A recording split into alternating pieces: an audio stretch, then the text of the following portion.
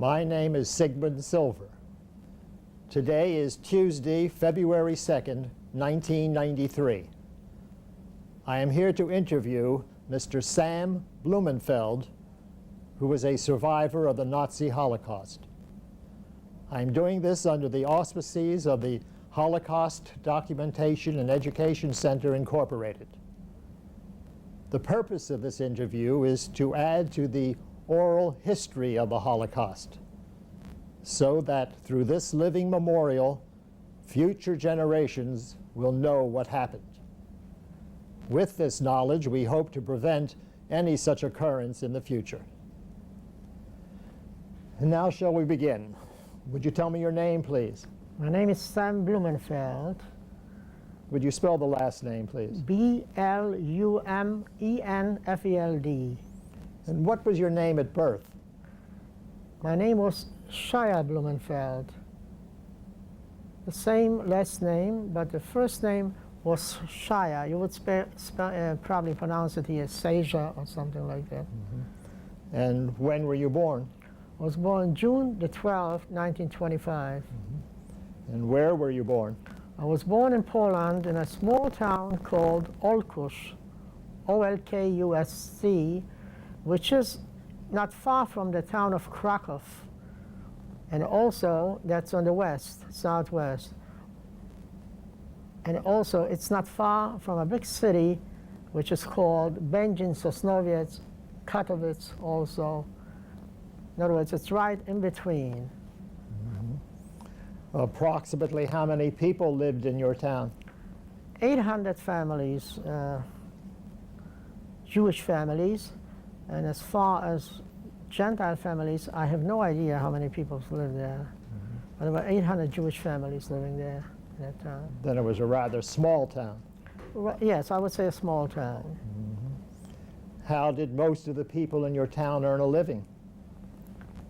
Well, there were all kinds of people, professional people, few dentists, there were some doctors, and there were some merchants, and some factory workers. There used to be a factory at those days where they produced pots and pans, that sort of thing, and they employed a lot of people there. So there were a lot of people employed in the factories. And such as other, there was a factory, a luggage factory that they manufactured valises there, was a big one in that same town. One of my brothers used to work in that factory, in the luggage factory where they manufactured valises. And there were also shoemakers, tailors, and carpenters, and all other people with all kind of businesses. The Gentiles and the Jewish people worked together? In what sense do you mean that they worked together? In the factory? In the factory? Or both? Yes, there might have been some factories, but the smaller factories, like the luggage factory, I don't know if there were any Gentiles. This was a factory primarily ran by Jewish people, and including my brother, who was one of the workers. He was the older brother, 7 years older than I. All right, now tell me about your family. What were your parents' names? My parents' name, my father was Leon, my mother was Chava, or Eva, you might call it in English. My father died when I was only 3 years old in 1928. He was a healthy man, and one Saturday night, I was told later by my mother and my brothers and sisters, that he went to sleep just like any other night, and about 6 o'clock in the morning, my mother was passing by the bed because she wasn't sleeping with my father. It so happens that that particular night my oldest brother was sleeping with my father, and she saw something was wrong there. She saw a lot of sweat on my father's forehead, and the arm was hanging down, which was quite abnormal for a living person to hold that way the arm. And immediately she became hysterical, and she called the doctor, and the doctor came and determined that this was a heart seizure or fatal heart seizure. And it was Sunday morning, sometime in May, I would say. About how old was he at the time? My father must have been 41 or 42 years old. He was rather young. And how many brothers and sisters did you have? We were 5 children. 2 sisters were the oldest. The name was Fella, was the oldest, and then was Rachel. Then came Carl, who was working in that factory. And I had a brother, Wolf, and I was the youngest of them all. I was the youngest. Did any other members of the family live with you? Cousins, aunts, uncles? No, no. Did they live nearby? They lived nearby. We had a lot of relatives in the town, and I forgot to mention that my grandfather, my father's father, lived with us in the same house, and he was actually the one that really, really brought me up, and I took a great liking to him, and he took a great liking to me. So he was like almost like a father to me, taking care of me everywhere, wherever I went or wherever was now. Was yours a religious family? Yes, it was a religious family.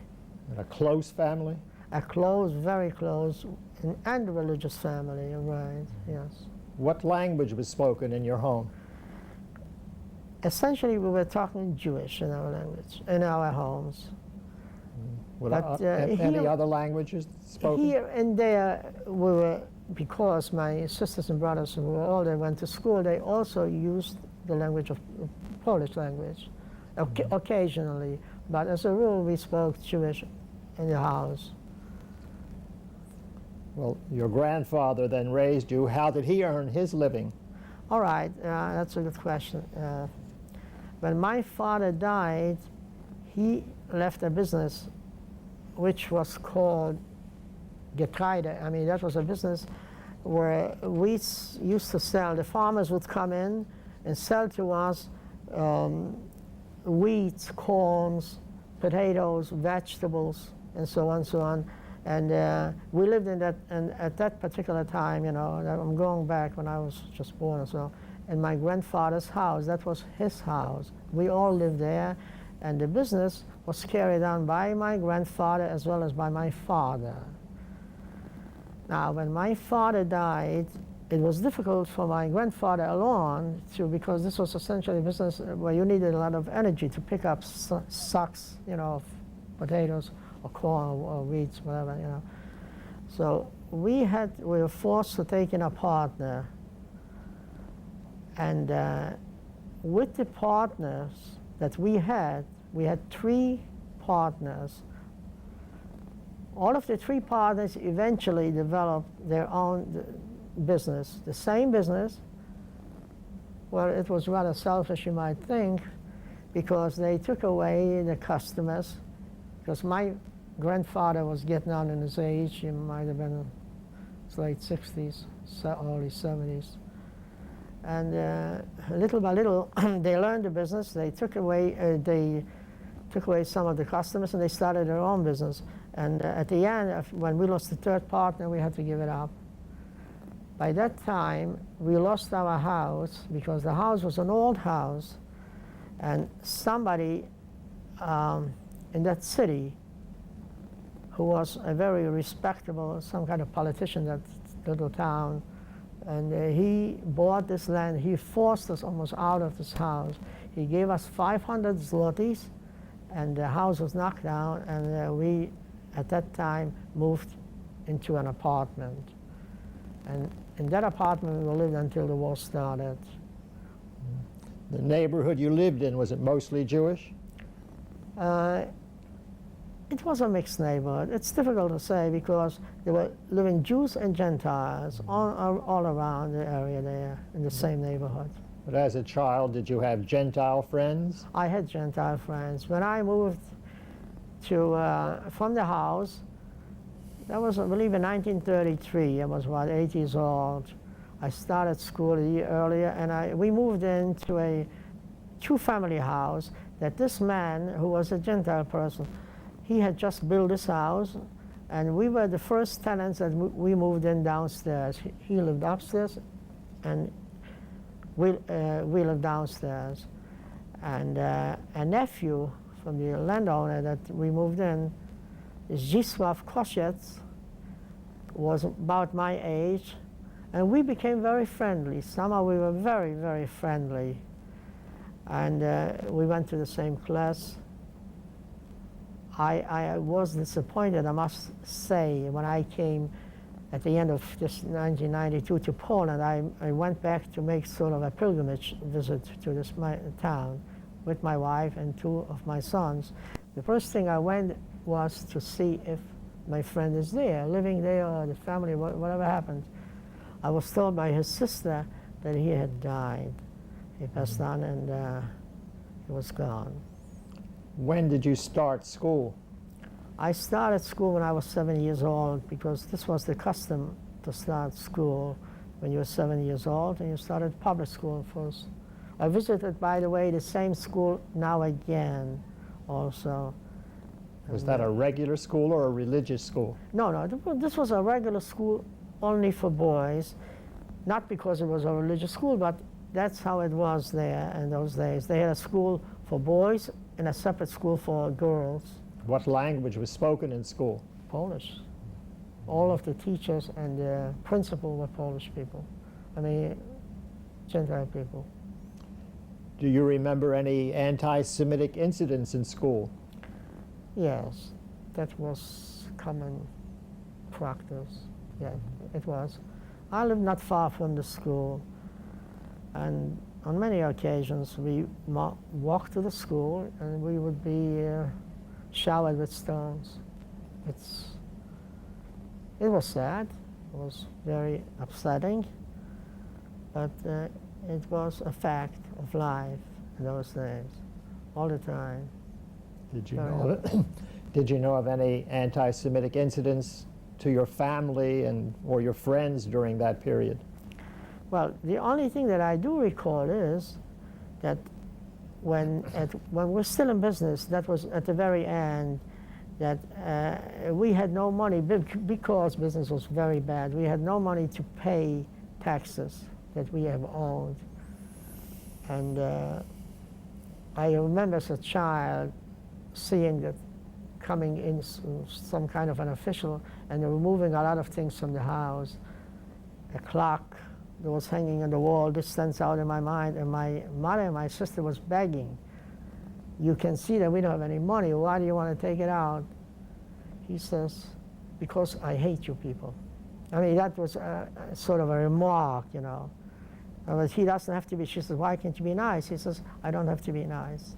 I mean, these were common incidents, common experiences that we lived with, unfortunately, because it would have been so much nicer not to experience those things.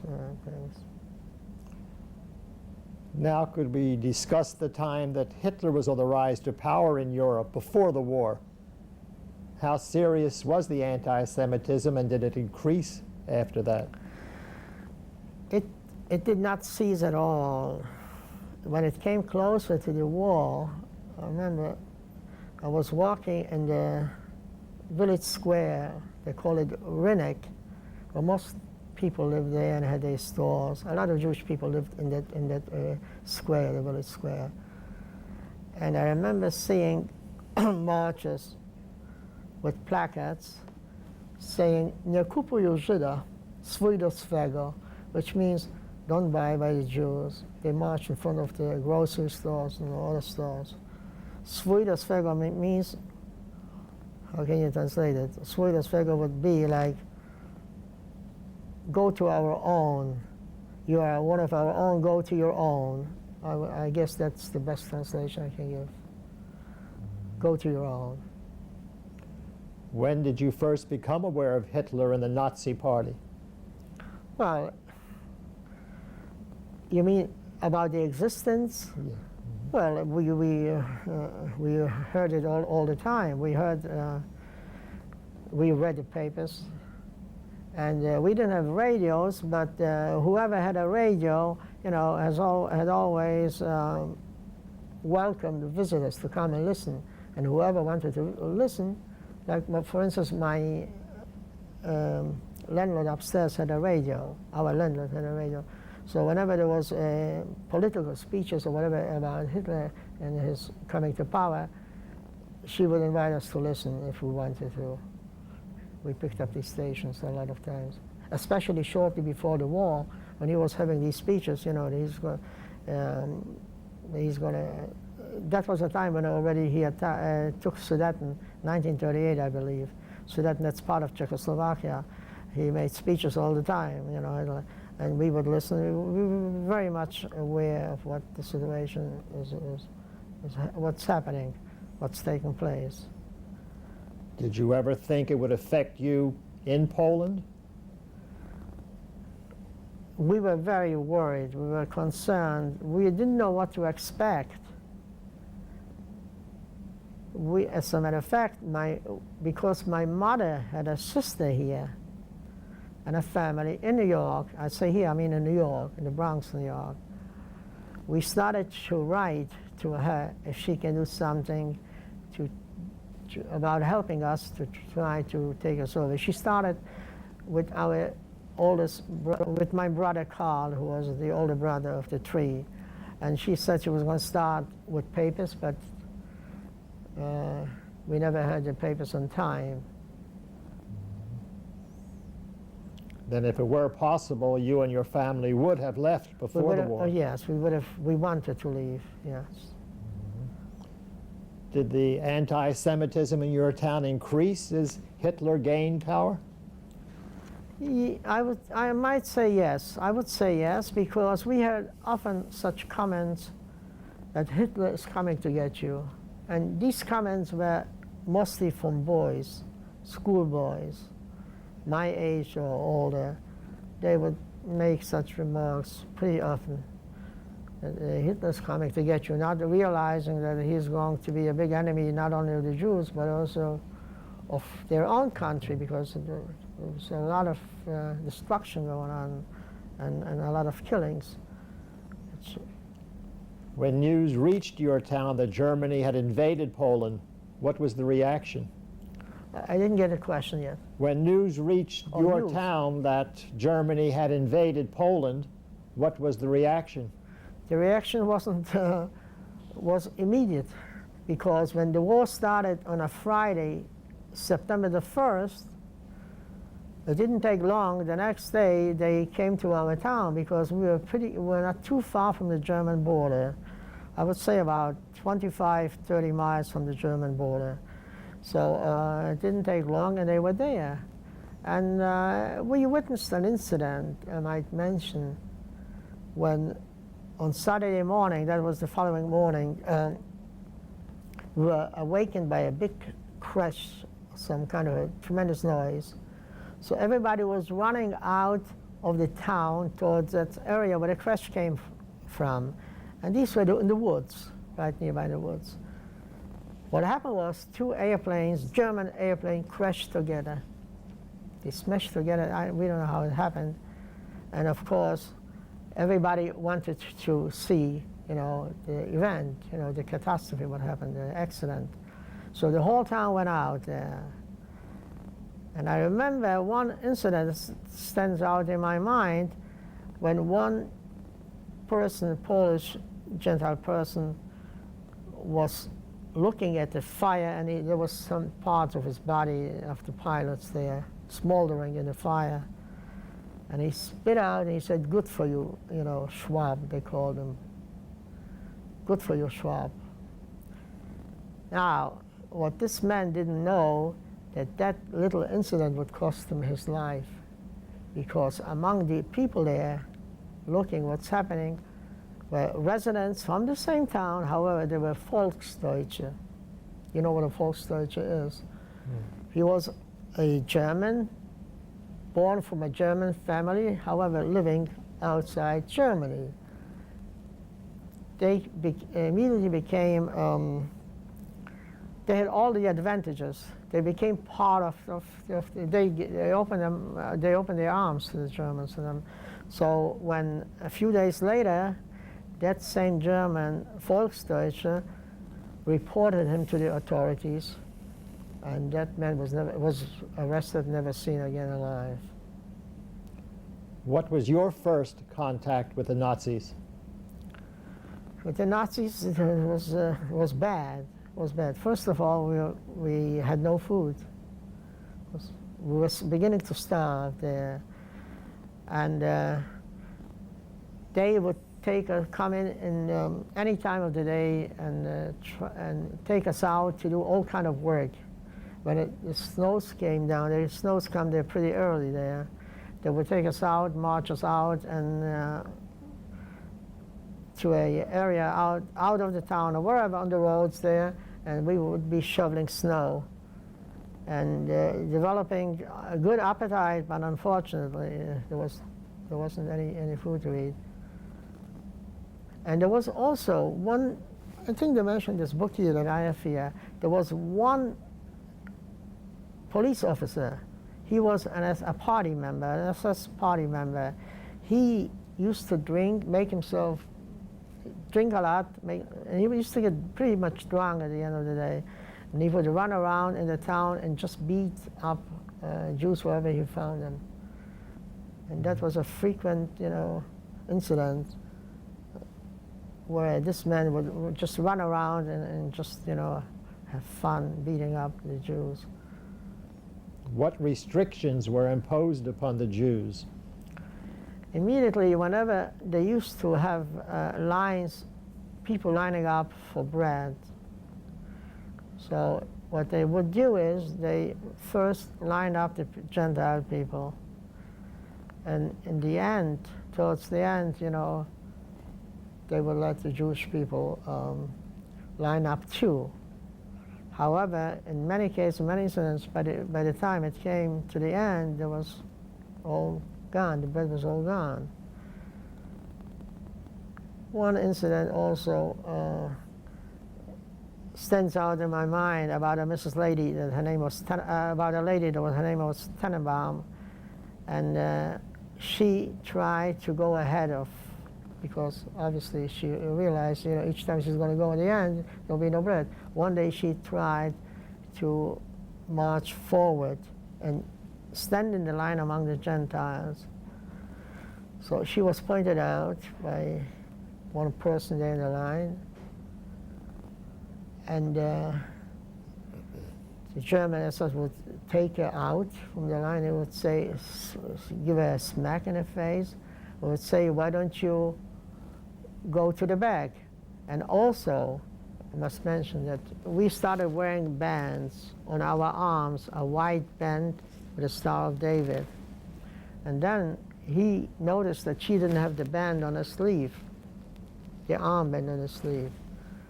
So he said to her, wo ist deine Schandebande? Which means, where's your band of shame?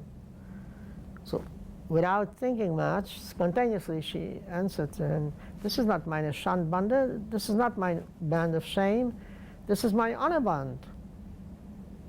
He beat her so up that she could barely stand up again and walk home. She was totally a mess after that answer that she gave it to him. That this was her honor band.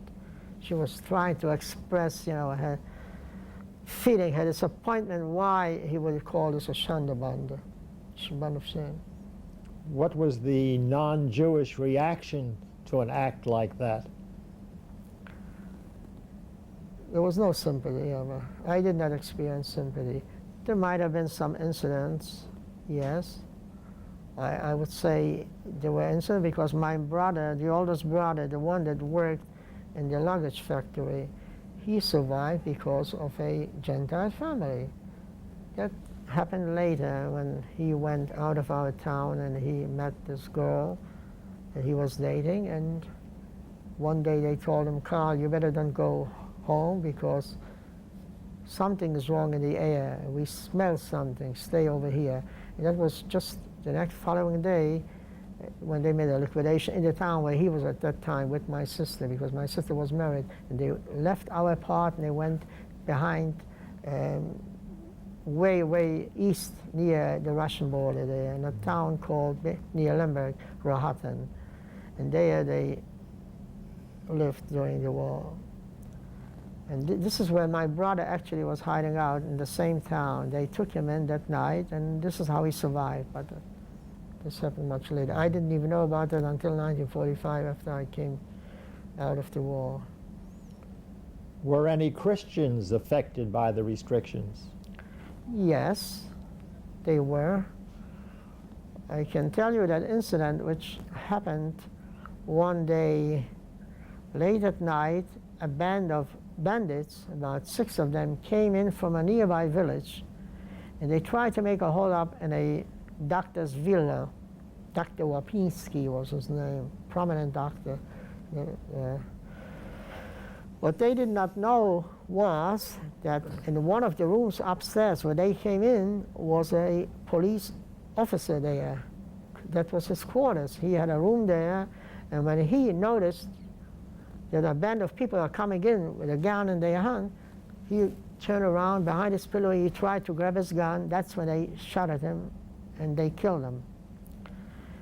And people observed that they were running in a direction to a village called Kluche, where there were no Jews living there. The following morning, the Bürgermeister, the mayor of the town, gave an order to arrest the 30th most prominent citizens of the town. They arrested these 30 Polish Gentile people from the town, the most nicest citizens, nice persons from the town. They could have been professionals, politicians or whatever, you know. And they took these 30 people right there in front of the house where this took place, Dr. Wapinski's house.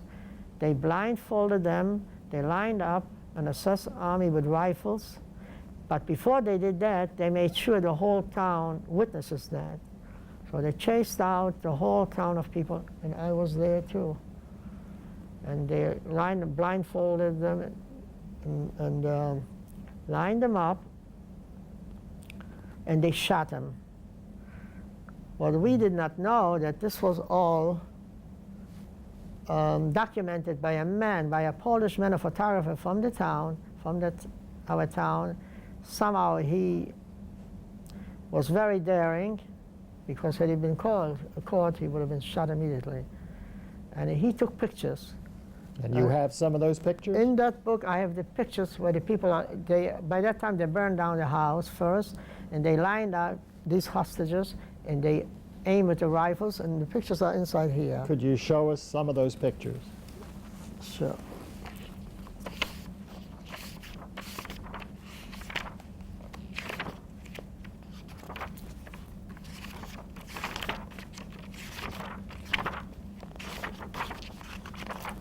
Sorry, it takes a little long.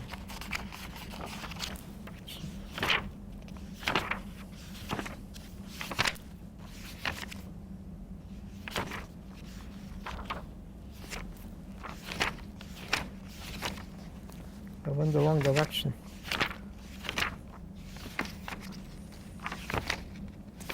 Come on, go.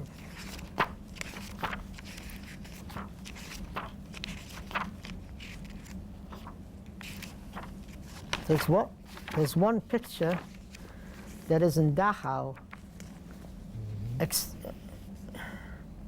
Display this picture, and I tell you what this pictures are about from our hometown. It had something to do with that killing of this policeman.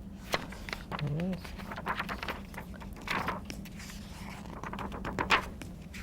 Well, show us the title of the Okay. book, and perhaps we can look them up later. Well, I looked at that picture before, and I'm sorry that I didn't.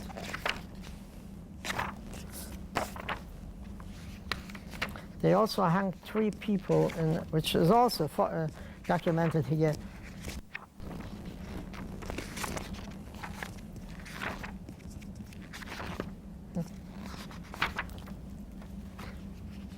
I guess I'll pick Just it give out us the later. name of the All book, right. and then we can check that out later. Well, the name is Sefer Zichron LeKehilat Olkush, the book of documents, memorials of the town of Olkush. Yeah. All right. Did the Jews in any way try to organize? No, not at all. No, it was a town with a lot of people, most of them were religious people, Most of them were very religious people, and a lot of children, a lot of women, widows also. There was no power, there was no even incentive, because a lot of the men that from our hometown left also, and they tried to run away east to the Russians. And so there were no organizers, there was no organization, nothing, no resistance whatsoever. No underground organizations No. amongst the Polish or the Jews? No. This was a small town.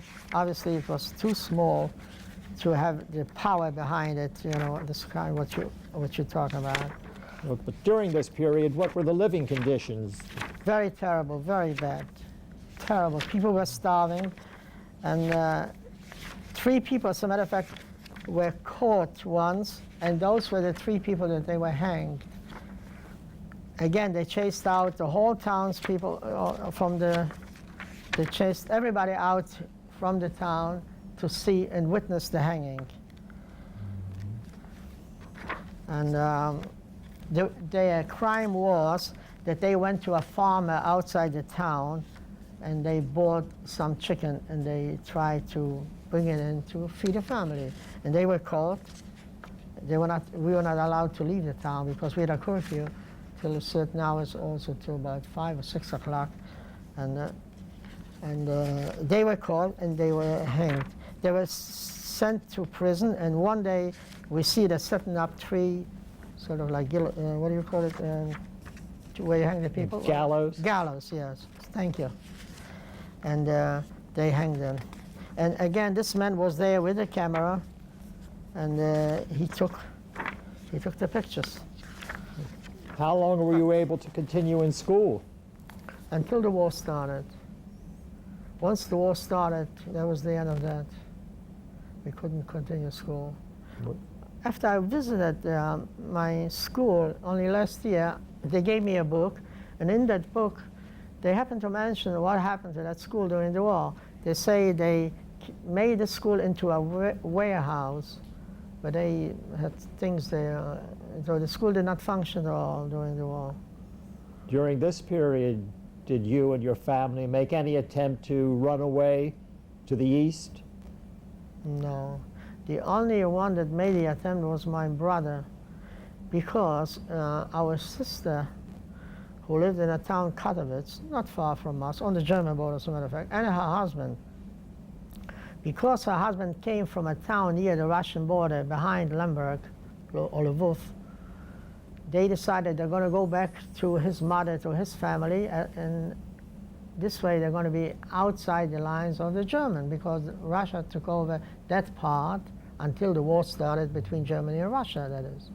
So my brother, my sister and her husband, and a baby, in the meantime my sister had a baby, were living in that town, Rohatin, which was right near the Russian border there.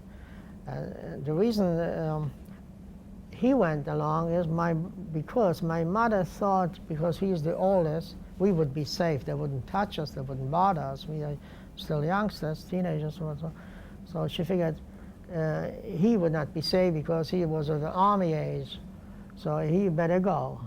And the rest of the family still lived in the apartment? The rest of the family remained in the apartment. And one day, I believe it was in 1940, that was before they started chasing us out into the ghetto, my brother was sent away to a camp in Germany called RAB Lager.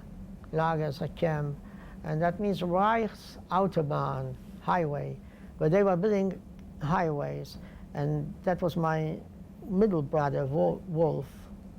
And he was sent away to that camp. So I was left alone with my mother and one of our sisters, because my brother and the older sister, married sister, was away. And your grandfather?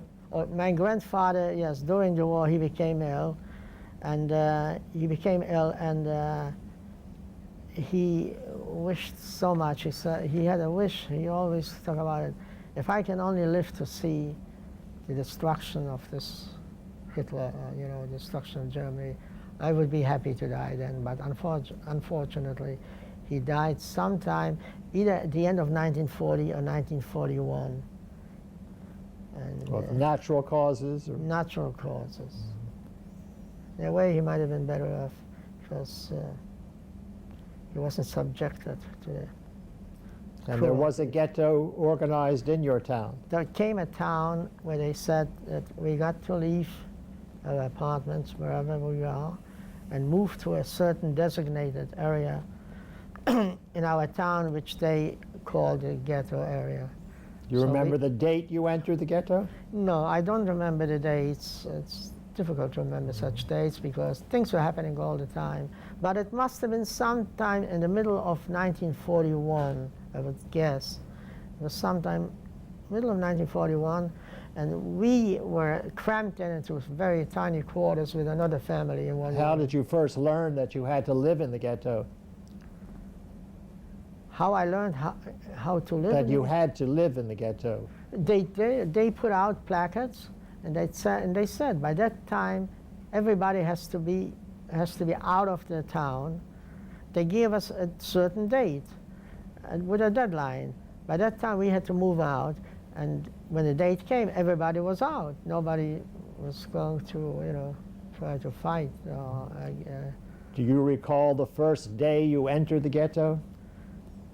I remember the place very vividly where we went. It was outside the town, and small area where we were cramped in a cemetery, not far from a Gentile cemetery. And we lived there in very, very rough conditions.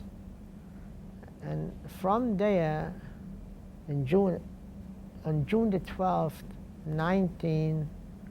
my birthday, 42, that town, the whole ghetto was liquidated. I jumped too soon. I wanted to say a month earlier, before June, in May of 1942, they took all the young people who looked able people to work, to produce, and they gathered them in one place, and they shipped us out to a camp. But before it was liquidated, did the Jewish community organize to help themselves, or in any way? Everybody was struggling. Everybody was struggling. There was no food. We were just talking the other night about it. We even came a holiday. My mother tried to make a cake out of carrots, because obviously we had enough carrots, but it was very, very difficult. We were starving. Was there a Judenrat formed? There was formed a Judenrat. There was formed even a militia, and they wore bands also. But they were formed for the purpose to cooperate with the Germans. Like I was mentioning, my brother was sent away to a camp. He wasn't just sent away to a camp. What they did was they used the militia to get all the men out of that age. My older brother was 18 years or so, Wolf, and he was sent chased into the Beth Midrash, and sort of like a synagogue, where Jews would go to pray there.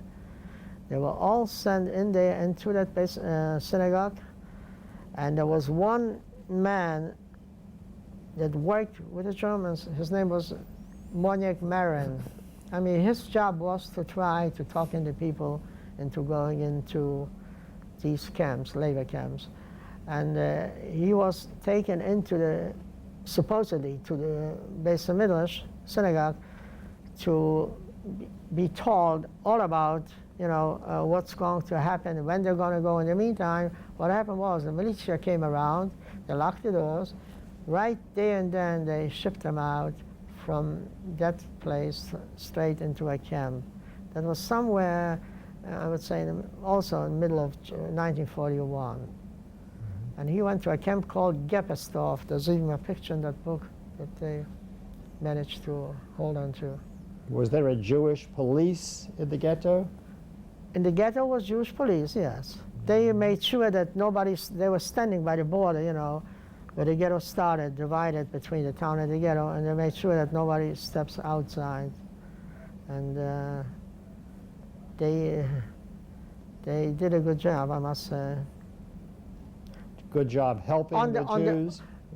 They did a good job helping, because if somebody would sneak out and caught later, they would have been shot or sent to Auschwitz. So they didn't want to tempt the people by trying to go out like I mentioned before, that three members, from the town went out and they were caught and they were hanged, consequently. Was there any Jewish or non-Jewish organizations outside the ghetto that offered help? No, we didn't get much help at all. Can you describe some of the activities that went on in the ghetto? Could you practice religion? Any education? There was no education at all. Religion, I would say, the pious people, the very religious people, they would put on their tallis, just like there was a picture here also there, and they would put on, and they would pray in their home, to do the praying in their home. Now, when I mentioned before about the shooting of the 30 hostages, another incident happened. That's why I was looking for that page. And they called this the Bloody Wednesday. One morning, on a Wednesday morning, we were awakened by loud noises, 5 o'clock in the morning, and we see that trucks of assessment arrived. That was about a few weeks later after they shot these 30 hostages. On a Wednesday morning, they came and they ran into every house. They chalked on the door, marking that they were already in this house, and they dragged out all the men. All the men. There was Jews, Gentiles, everybody they took out from the town. They gathered wherever they could. There was a lot of people, of course. They gathered in the markets, in the square, town square, the market square. They gathered people behind the schools, behind the cemetery, wherever they had room. And they chased us all out, and they made us put the hands behind our back. I have pictures of it here, taken also by the same photographer. And we were lying stretched out with our face down for many, many hours, till about 2, 3 in the afternoon, from early in the morning. Now, because I lived near the school, I was with a whole bunch of others, lots of people. I was put in a place near the school. Now, in the market square, I was told later what they did is, as the people were lying, they were using hoses. They were putting water on top of them just to make it tougher for them. And one man, in the middle of his prayer, he had his tallis on and everything else, was caught early in the morning by these assessmen who were trying to penalize the entire town, Jews and non-Jews. Was caught in the tallis, and they surrounded him, these assessmen, and one took a picture of this man. He was not a rabbi, but he was almost like called a tzaddik, the nicest person, very religious man, like what you can call almost like a rabbi, next to a rabbi. He was called a moyoro, sort of like a teacher of religion. And they posed for a picture with him. They thought he looked very funny. And that picture is displayed in Dachau. A few years ago, when I went to Dachau, I said, oh my God, I see this man from our hometown. And I remembered when it was taken, because as it was taken, the picture, it shows at the bottom part of people's legs. Most people that come to Dachau, they look at the picture, they see legs, they haven't got the slightest idea what this is all about. However, I went there and I realized that these were the legs of the people that particular Wednesday morning. They were put down there and with water hoses. And that picture still to this day in Dachau on a large wall all the way from top to bottom. Was there any attempted suicide in the ghetto that you were aware of? There were incidents, not of suicide. Next door neighbor to us, there was a mother and a son. They were trying to heat their apartment with gas. I don't know what they used to because it was very cold. But I do remember him and his mother. One morning, people woke up and they don't see. They walk in and they were dead because they were gassed. Some poison, some kind of a poison came out from whatever they were using, and It was not a suicide, though. Accidental. yeah. Accidental death. I don't recall any suicide incidents at all. Now, when was the liquidation done in stages or all at one time? I am told it was done all at one time. I was already, by that time, 4 weeks in a forced labor camp working. But somehow the word got out that sometime in June later, we found out it was exactly the June the 12th.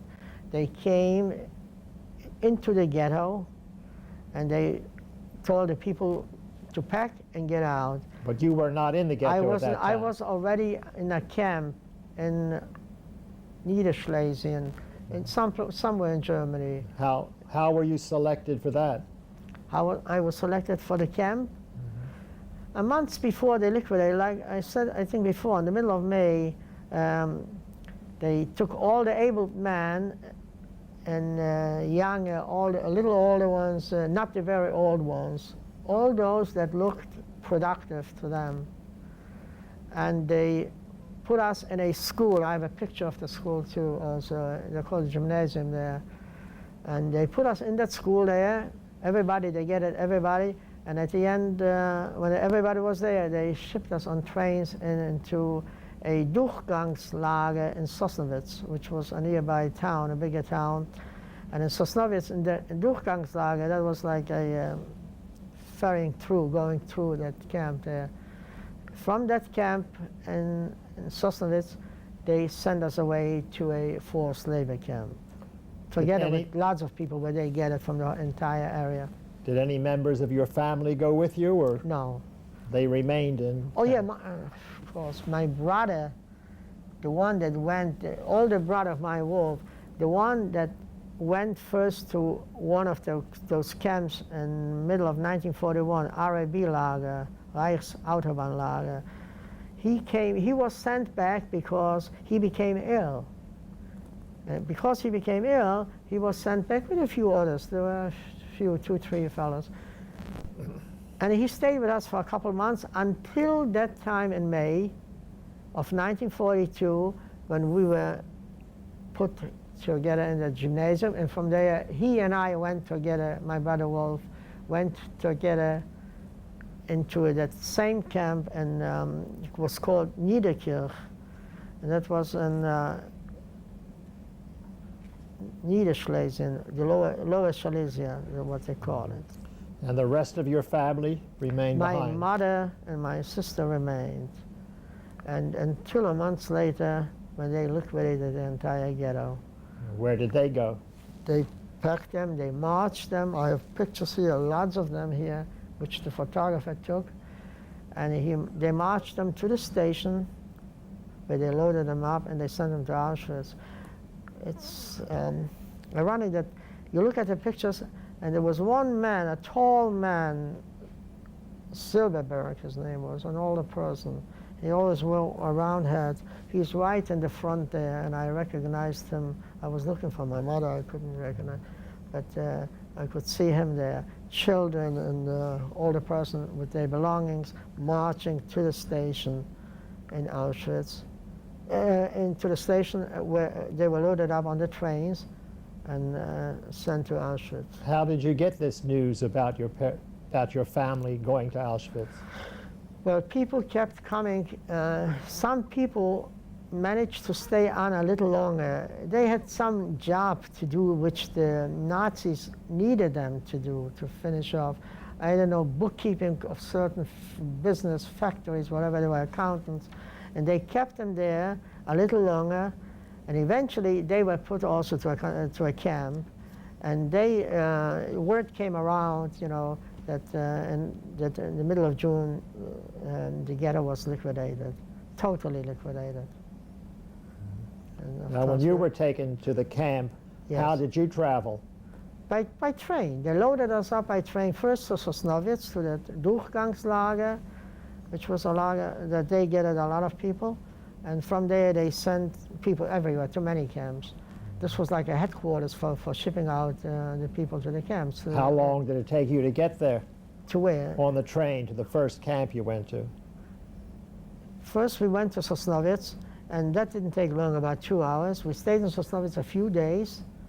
After that, they loaded us up on a train, and to get to where they put us in camp, it didn't take more than about 5-6 hours. Didn't take that long because it wasn't that far away. It was pretty much close to the border of Poland, not too far. What kind of work did you do there? Okay, what they did, when we came to Niederkirch, they had a Baustelle, which is a place of construction.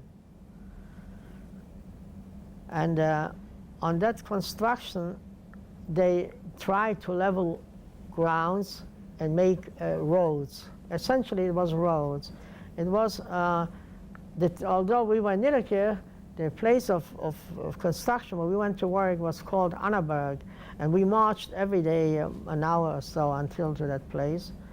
And we did shovel work, you know. With shovel, we would chop down hills, whatever. We didn't have those cranes. Chop down hills and whatever it was, and try to level out the grounds. And I must say also, when we worked there, we only stayed a short time because eventually they shipped us out from that camp too. When we were working there, it was all new people coming in, so we used to talk to the people, to the Schachmeisters. These were German civilians who they took over a group of people and they supervised the work. So a lot of these German Schachmeisters, they would tell us, we would ask them, who did the work before? They told us that they had Russian prisoners there working, doing this work that they replaced us. So we asked them, where were the Russian prisoners? So we became friendly with a few of these Schachmeisters, German people. They told us they were all shot. That was in the beginning, when the war already had started between Russia and Germany.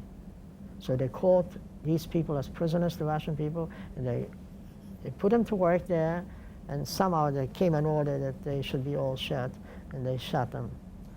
What were your living conditions there? Were you fed well? We were never fed well. We received 800 calories, which amounted to a piece of bread and a soup. That was primarily the food. Once a day we were fed, coming back from work.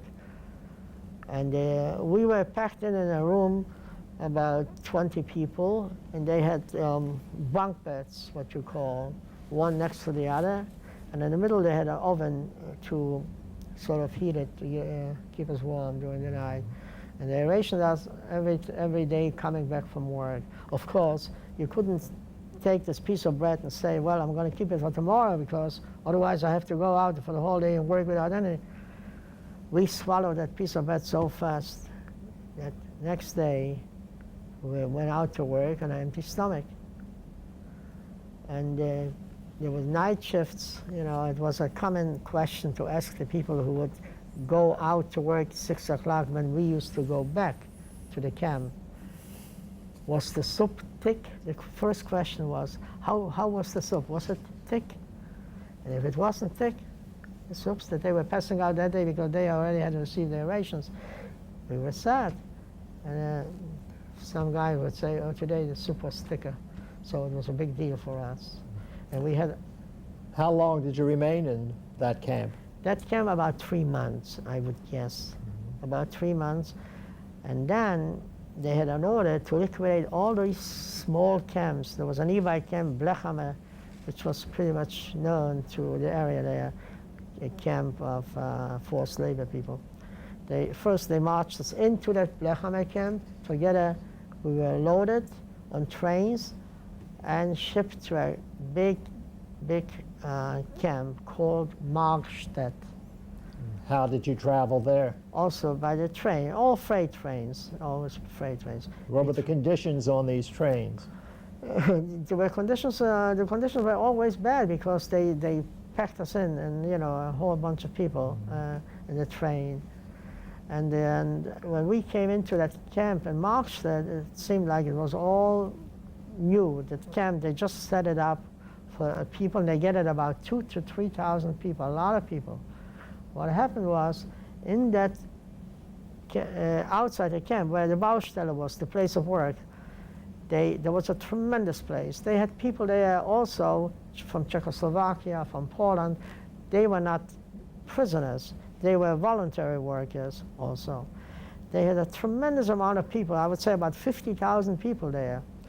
And these people were trying to set up a factory out of a field of wilderness to produce, to manufacture anti-aircraft. They called it the Anti-Flakgeschütze, which were to shoot down airplanes. And we started from scratch, making roads first. And little by little, they started building up out of cement those supports for the factories. And within less than a year or so, they started manufacturing those anti-aircraft there. Well, before we continue with your experiences in Markstadt, we'll stop and change the tape. Thank you.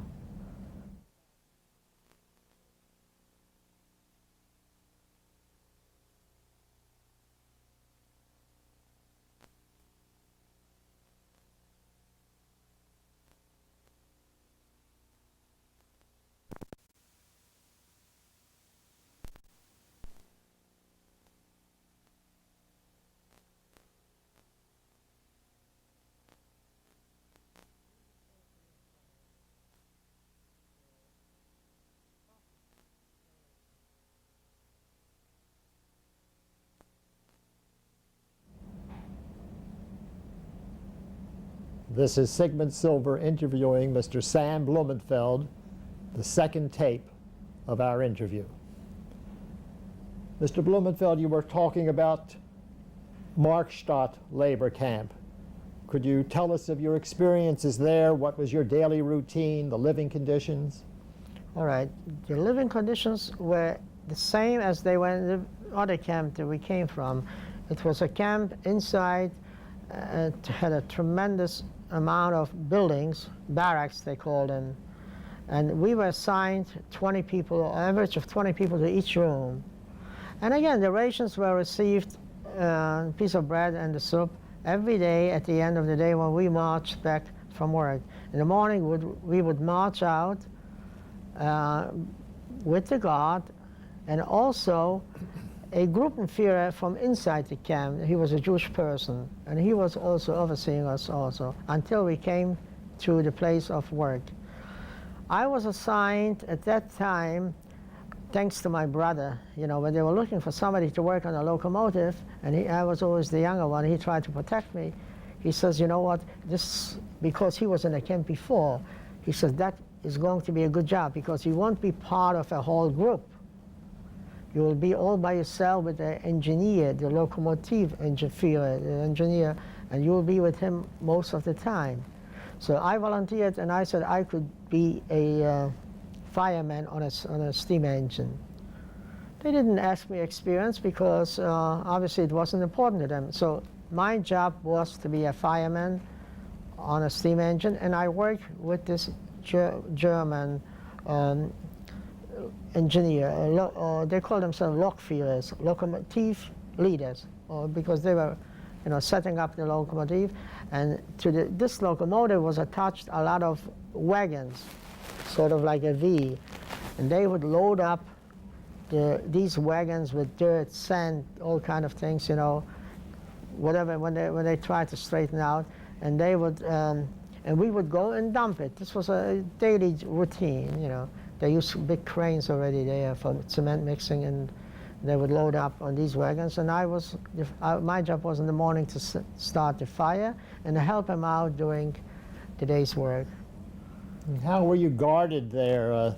Were there capos? And how did they treat the prisoners? Okay.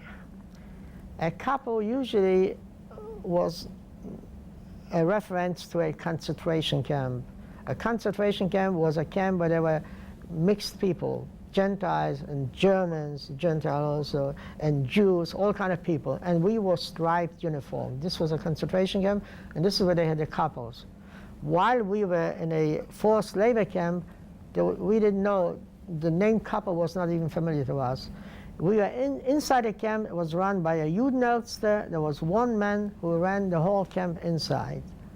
And he had Gruppenführers, assistants, that they were marching us out alongside with the SS. Every morning we had to report, roll call, you know, in the morning, and the units that would report to the guard, people, to the police, that I have here 100 people marching out to this company, Green Blumenfeld or Chalon or whatever the company name was, and out we go, and so on and so on. Coming back, the same thing. When we returned, units that would report to this the head of the police there from the camp. He was outside the camp. Inside was only the units, the head of the Jewish camp, and his assistants. Now,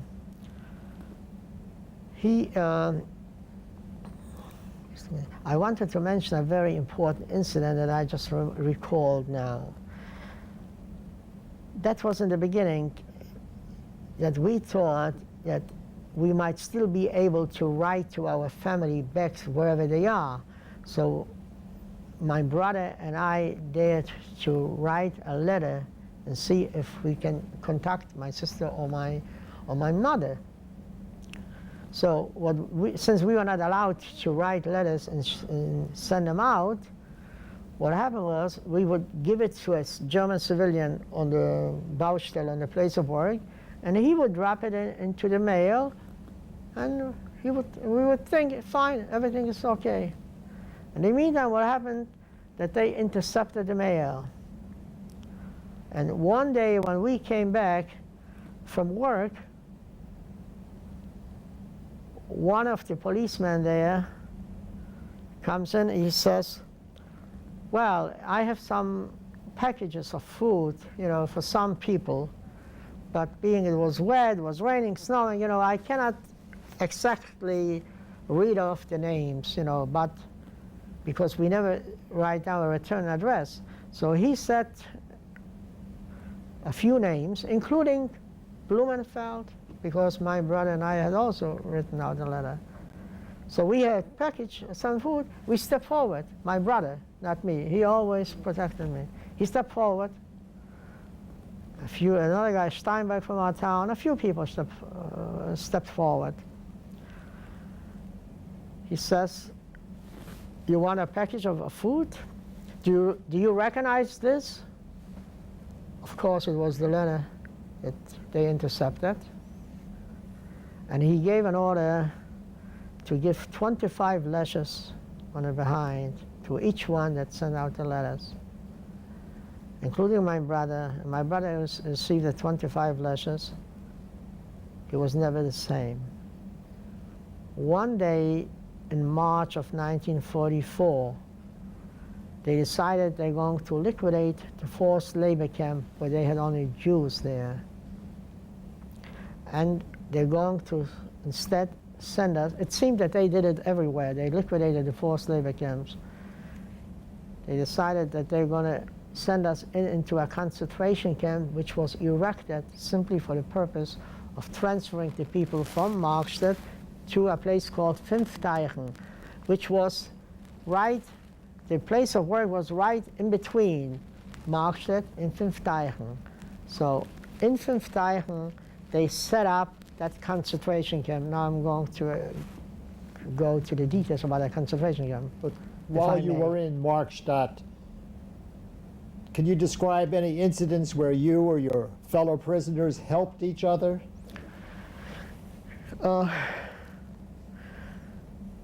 I remember at one time, you know, somehow we had a guy in our room.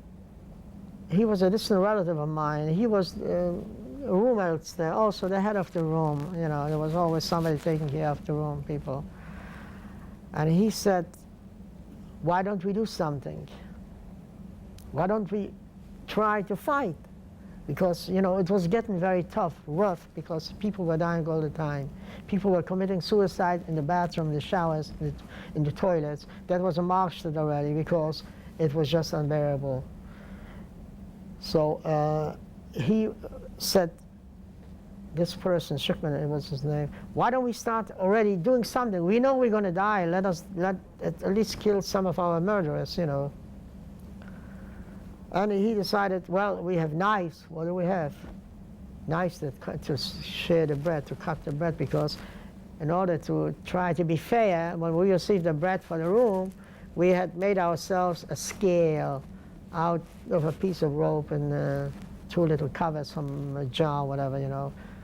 So we had knives, and he says, why don't we try to do something, you know, fight, at least, you know, we're gonna. So we say, that's fine, why not? You know, we by that time it was unbearable. We saw many people, especially the people who had families, like a man that was in his 40s, middle 40s, close to 50 or whatever, you know. He had a wife and he had children. He did not have the strength, the stamina, and everything else to live through day-to-day a life like this. So these people, these family people who left families behind, they were a little older also, they were dying so fast. They changed from a human being to nothing. We used to see them, I used to see them march. They barely could march. And that's how we came onto the idea, you know, that Heather from our room, to start organizing. So we say, all right, when should we do it? So little by little, they started to think more and more. The more they were thinking, the more they saw it's a suicide mission. How can you fight an army that took over Poland in two weeks, you know, with a knife, with a hand knife or what kind of a knife? What chances do we have against these strong assessment, they are guardsmen, you know, when we are so weak and always hungry? Most of us were so thin, so weak, that we were always starved. We would try to sleep. The minute we would come home, or let's say on a Sunday, we didn't go to work, unless there was a big arrival of cement, you know, a big transport of cement, they chased us out. We tried to sleep away the time, because when you sleep, so you don't feel the hunger so much. So we would suffer. We came to the conclusion that it's suicide. It's nothing but suicide. We would not accomplish. We may not even be able to kill one man. Never mind, you know, more. I mean, we not even have a chance. So we gave up that idea. Did you ever experience complete despair when you simply felt like giving up? Yes, yes. That was a little late. Another Markstedt, though, that was in Pfiffdeichen.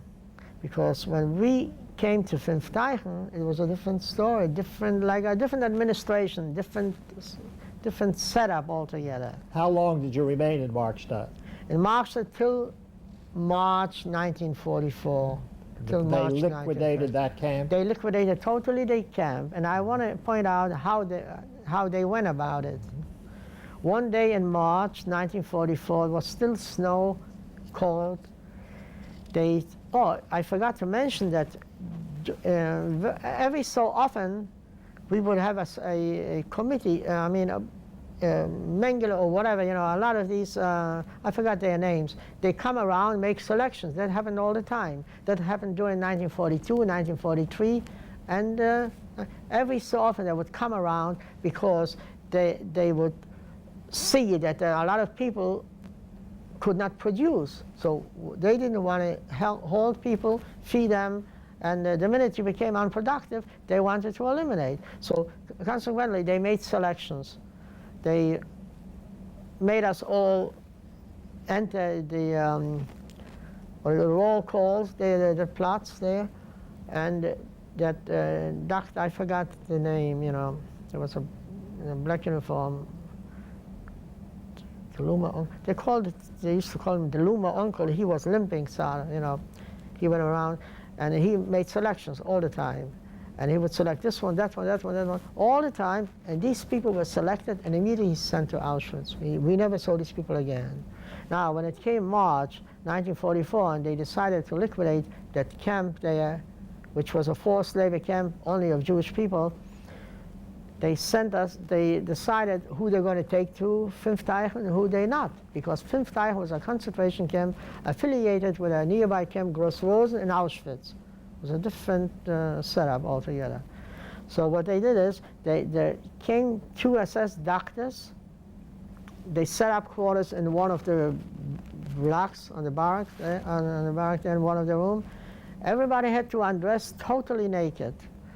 And they marched us into that block where the two doctors were sitting, and everybody had to go through the examination by the doctor. What was his examination? I went with my brother and everybody, all the people, 2,000 people, whatever.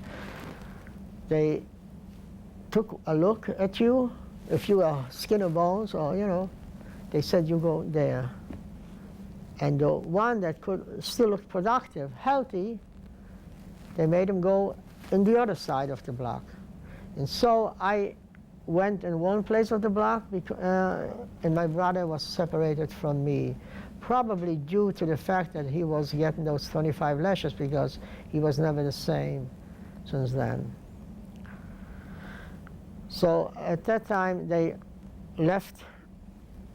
selected a tremendous amount of people, including my brother, and they left him behind, and us, we marched over to Blumenfeld, which was a few kilometers not far from our place of work, but it was set up a new concentration camp, and they gave us the uniforms, striped uniforms. We no more had a name. We used to have a name, you know, in the forced labor camp. No names. All we had is a number and a triangle next to it describing who I am. In my case, it was that I'm a Polish Jew. And there were the Germans, there were the Russian people, French people, some kind of, perhaps they thought they were criminals or whatever they did, you know, sabotage work, they were also in that camp. That was like day and night, it was very rough. The conditions were unbelievable. Tremendous suffering, tremendous beating. We found out that once a week, every Wednesday, they had a truck coming in and lift up the bodies. And at the beginning, they had to produce the bodies. So they were beating severely people went into the Krankenhaus, which is the hospital sort of, and eventually they died.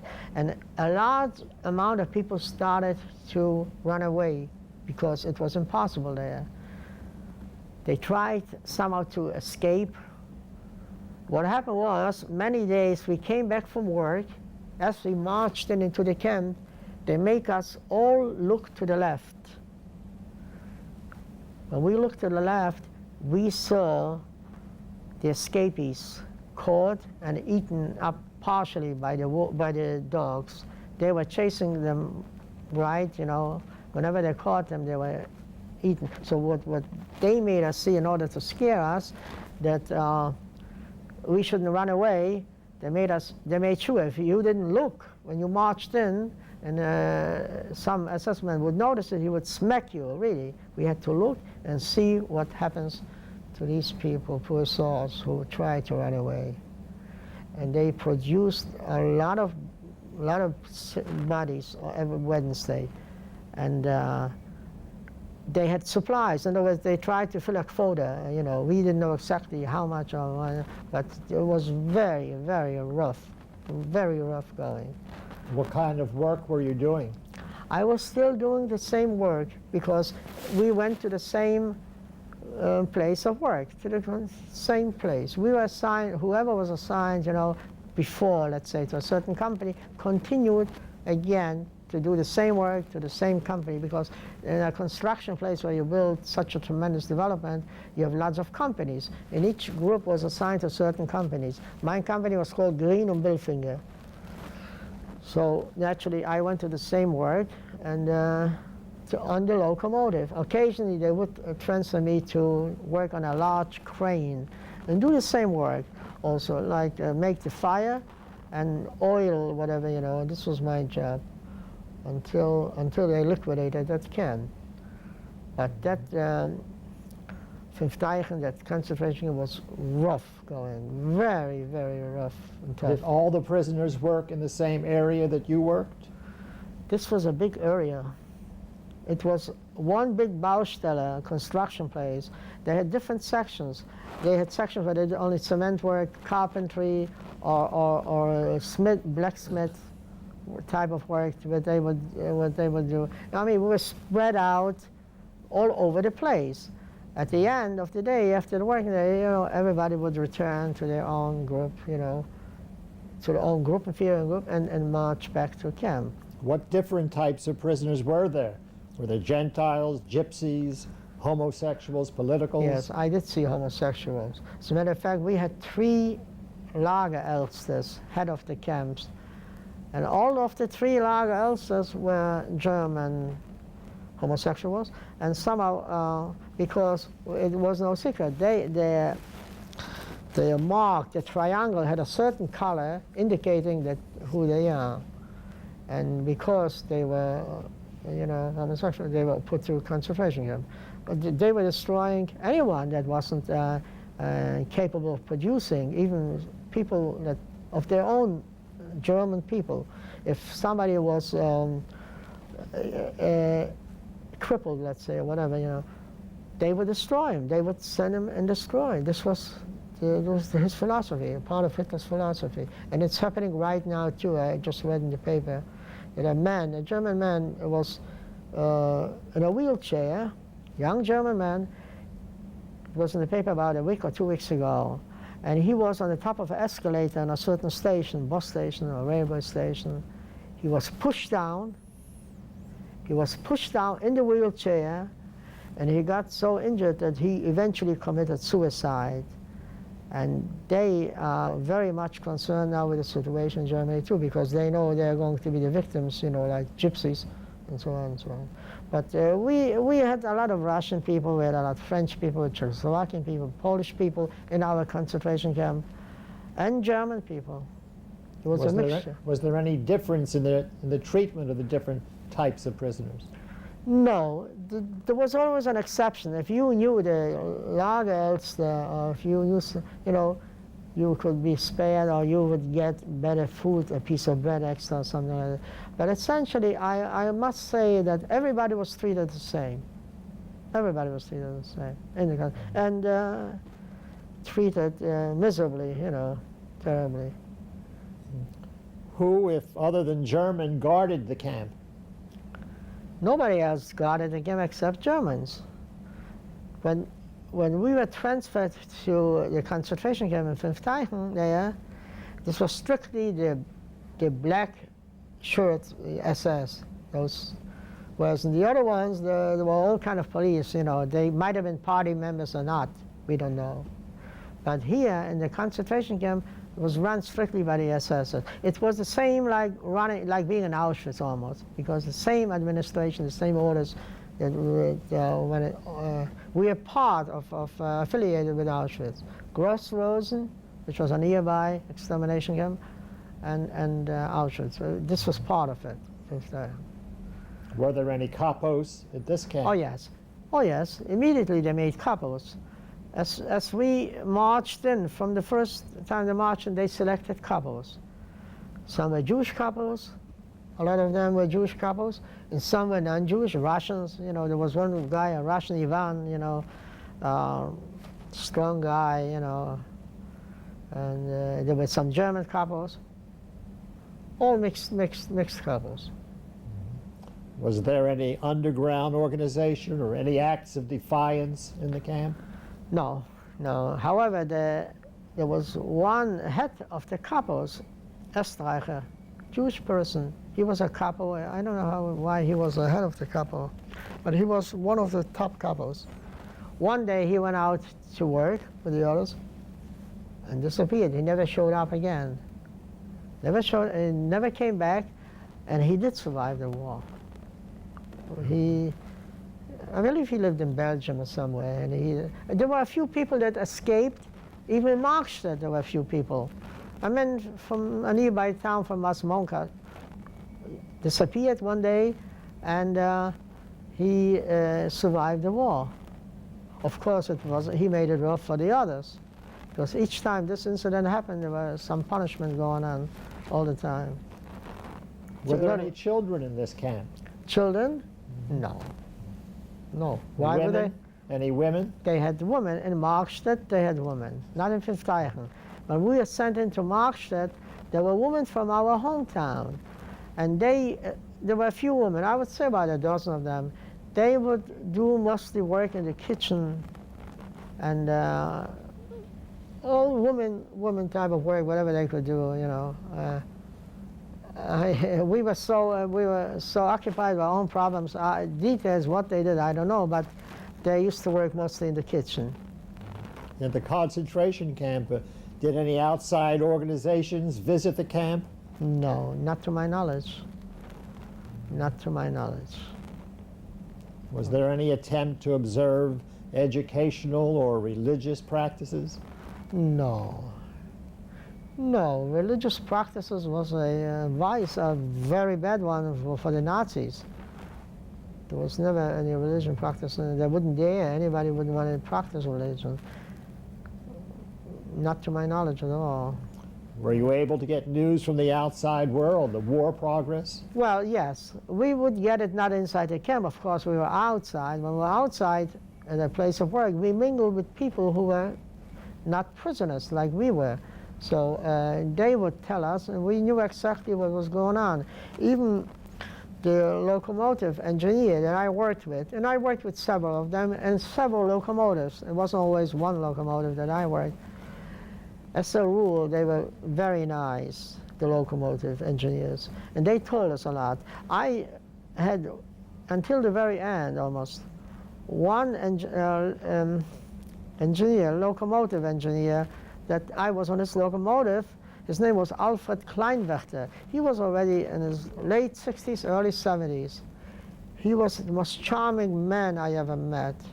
He hated the Nazis as much as everyone else hated them, the Jews or anyone else that, you know. He hated them. He might have been a member of the Communist Party because there was such a rumor that most of the black people, I must explain, are those people who used to work in the blacksmiths were civilian Germans working there, and they used to work on the cranes, on the locomotives. They did a lot of very important work. Most of them were not party members at all. And here and there I would hear a rumor that they were communists and they were constantly against the Nazis and Hitler and everything else. So they would feed us with the news, what was happening, what was going on, and we knew exactly as the front was coming closer, you know, west, from the east to west, we knew that there's a little bit of hope that the war may come to an end, because as a matter of fact, when it came towards the end of 1944, they gave orders not to beat anybody. They stopped the beating. They stopped the killing. They stopped coming in on Wednesday with the trucks and pick up the bodies, the Leichen. They stopped because they had orders not to, and if somebody was beaten, they had to account, a couple had to account, give a report why he was beaten or what happened. And so in January, came one day in January of 1945, where the front, because the front was coming closer and closer and closer, they decided they're going to liquidate the camp. So they had to march us out because there was they couldn't continue with the work because the front was, we even began to hear some noises from the canyons. So as I believe of January 25 or January 28, they marched, they liquidated this camp, and they marched us with a blanket, whatever belongings we could put in a pocket, into a camp called Gross-Rosen, which was further inside Germany, you know, westerly. About how far away was that? We marched a week, a whole week we marched. We marched every day about 40 kilometers, 24 miles, I would guess. Every day we marched, and at nighttime, it was very cold, you know. At nighttime, we would stop on a farm somewhere on the road, and they would put us in the barns, and that's where we would spend the night. And how large was your group? A large group, a large group, very large group, of quite a number of hundreds of people.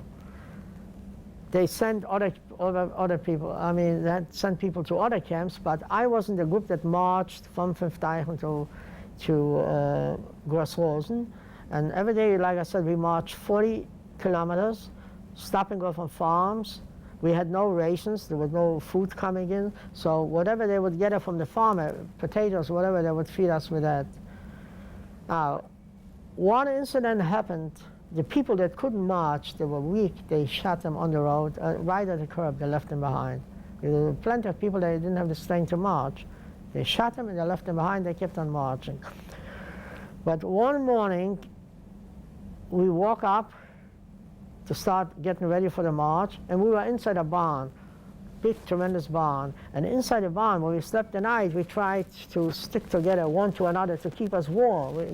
We stuck together. I was next to a little Russian young kid. Must have been maybe younger than I don't know, maybe 15 years or so, or 16 years, a very young kid. And we had those caps, round caps. What he did is, there were some corns there, or wheats, in the stalks, what you call them, stalks. And he went and he filled up his pockets with these corns, and we did it also. The wheats and corn, and what he did, he put it also in his hat, little hat, and he marched out from the barn with his little cap there, and inside he kept these wheats, corns, whatever he took, and I had it in my pocket. One assessment runs over to him. He says, "What do you have there?" And he had the blankets, He says, he showed him. And he started screaming and cursed the hell out of him. He says, "You thief," he says. "You had to steal this?" And he makes him, right by the door of the barn, makes him kneel down. He takes the blanket. I can never forget this, I get the chills even now. He puts over his head, takes out a gun, and puts the gun to his head, and he pulls the trigger. He lifts up the blanket, and there was blood. I was right standing there, shivering, and a lot of blood coming out.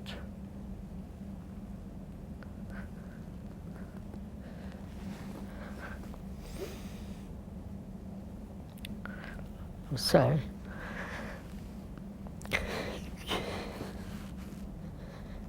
Kicked him.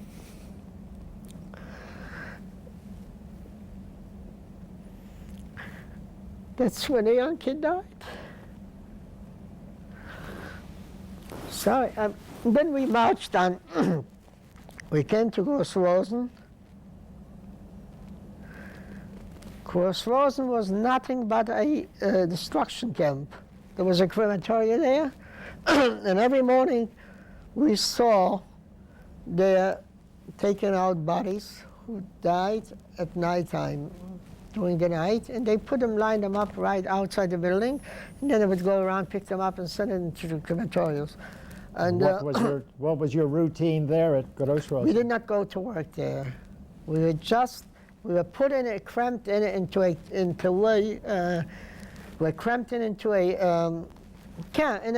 barrack there, one on top of the other, and we stood there about another week. We didn't stay long there. I can't remember exactly. It could have been a week or 10 days. And again, the front came closer. We heard at night time again the shooting and everything else. We realized that this is another. We got to pack up and go. So what happened was they liquidated the entire camp. We had to enter one day in the morning. They loaded us on train and they shipped us to Buchenwald, but we couldn't land in Buchenwald right away. There was fighting, bombardment or something, and they shipped us we landed in Weimar, which was right next to Buchenwald. And in Buchenwald, we stayed about a week or two. After staying a week or two, they again come and they selecting people who are mechanical or electricians and so on. And being that I worked on a locomotive, it was considered also like blacksmith or something. So I also volunteered. So they took a whole group of people, a whole bunch of people, and they sent us out from Buchenwald to a place called Schönebeck on the Elbe. over there we were supposed to go and work in a factory where they manufactured airplanes, certain parts for airplanes. So we came there to Schöneberg. They marched us first to the factory there. The factory, they didn't want to accept us. Because the front was already there. They didn't need us. What happened was they had an empty camp there. They had French people there in that camp, some kind. I don't know if they were civilians or forced labor, whatever. They put us into that camp until the front came again to Schöneberg. Yeah. And we stayed there a few weeks, and once a week they would march us through the town to take a bath or shower, whatever, you know. And there were a few people, I must say, Germans, maybe because they were already frightened. They saw the end is coming. They would throw a piece of bread here and there, or a carrot or a potato inside the group, as long as nobody observed from the guards. And eventually, we had to pack and go again because they wanted to blow up the bridge that crossed the Elbe. Actually, that's what the Americans met later, the Russians. So no sooner did we cross over the bridge, they blasted the bridge, and we kept on marching. And so we marched every day again with no rations, nothing at all, blankets. All we had is a blanket and a cap. And we would march again 30, 40 miles. They didn't know where to march us because we marched every day 40 miles. And, you know, we went around and around. And each time we saw 7 kilometers to Berlin. After marching every day, 7. So we were surrounded, obviously, there. We kept marching and marching. And the food that we ate was whatever we could find on the road. If we marched through a field of potatoes, we grabbed some potatoes, slice them up, and eat them raw potatoes.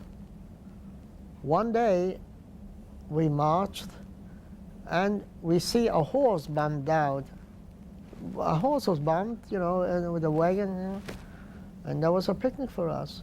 We ran over there. We had everybody had a blanket and a bag on the shoulder hanging, you know, made of fabric, you know, and there you kept whatever you could have. So we had a little knife there, and we ran to the horse, and we started to cut pieces of meat. And the guards permitted that? By that time, the guards, I must say, were already not, that was the time when we marched already from out, you know, from Schöneberg, you know. We were left there. They didn't have anybody assess guards. I forgot to mention that.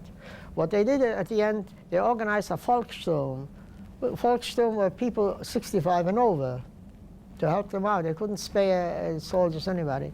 So who were the guards? People 65 and over, and they were not party members, no assessment. They were old people, you know, in a uniform. They put them in a uniform with a rifle, and so they were not react. They didn't really hurt us.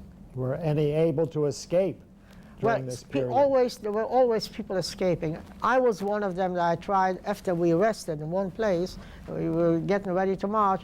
I decided I'll stay behind a barn on a farm somewhere. Then another guy with me said, "What if they discover us? They can report us the last day. Why should we take such chances?" So quickly we ran, and we tried to catch up, and they would just give us a couple of kicks, but they were not. They let us do it. About the horse there, I was almost choked then. That's another story because I was very close, so I was the first one, and on top of me, you know, I felt, you know, bodies right on top of me. And I barely made it to get out of that mess. And immediately we ate it, raw meat, horse meat that was bombed, was just killed. We don't know when the horse was killed. And we ate it. Or we would eat grass, whatever we could pick in the fields, whatever. This was the only rations that we got. Were you aware how close the Allies were? Yes, we were. We were aware because we saw what's happening. we are circled around. We saw we marching and marching, and somehow we're still in the same area. You march through a town called Goldberg, and again there were some people, civilian people. We went through a certain street, a narrow street, and I remember distinctly how some German people, ladies, mostly women, they threw us some pieces of bread. That was a few days later when I walked back as a free man to the same town, and I went into her and I thanked her, because it was that was the time shortly before one morning on March the 8th, or May the 8th. We were marching and marching, and finally for the night we settled down on a highway, on the road, on the curbs. For the whole night, again near a tree, a few buddies together to keep stay warm. And we wake up in the morning, all we see is rifles all over us. All over rifles, and what happened was, from the east came the Russians, from the west there were the English infantries. So they didn't want to get caught up with the Russians, so they ran away to the English zone, sort of, you know. So that was May the 8th when we were, my friend and I, one other fellow from a nearby towns, we were kept together. And it didn't take long. We were in the back there on that farm. We went into the house. We helped ourselves to whatever we could. There was plenty of money lying all over there in a safe, and we threw it around. Who knew? That money later was good, but we didn't know that. And a little later, we saw the Russians marching back all the captives, German captives, plenty of soldiers. They marched them in the hundreds and hundreds and hundreds the whole day. And that was when I first had... You were first liberated by the Russians. First liberated by the Russians on that highway near Goldberg, near Schwerin. But... can you recall that moment of liberation? Could you describe your feelings at that time? That's indescribable. I mean, we were, you know, very skinny, very, very out of every energy. I must have been weighing at that time 80 pounds or something like that, you know.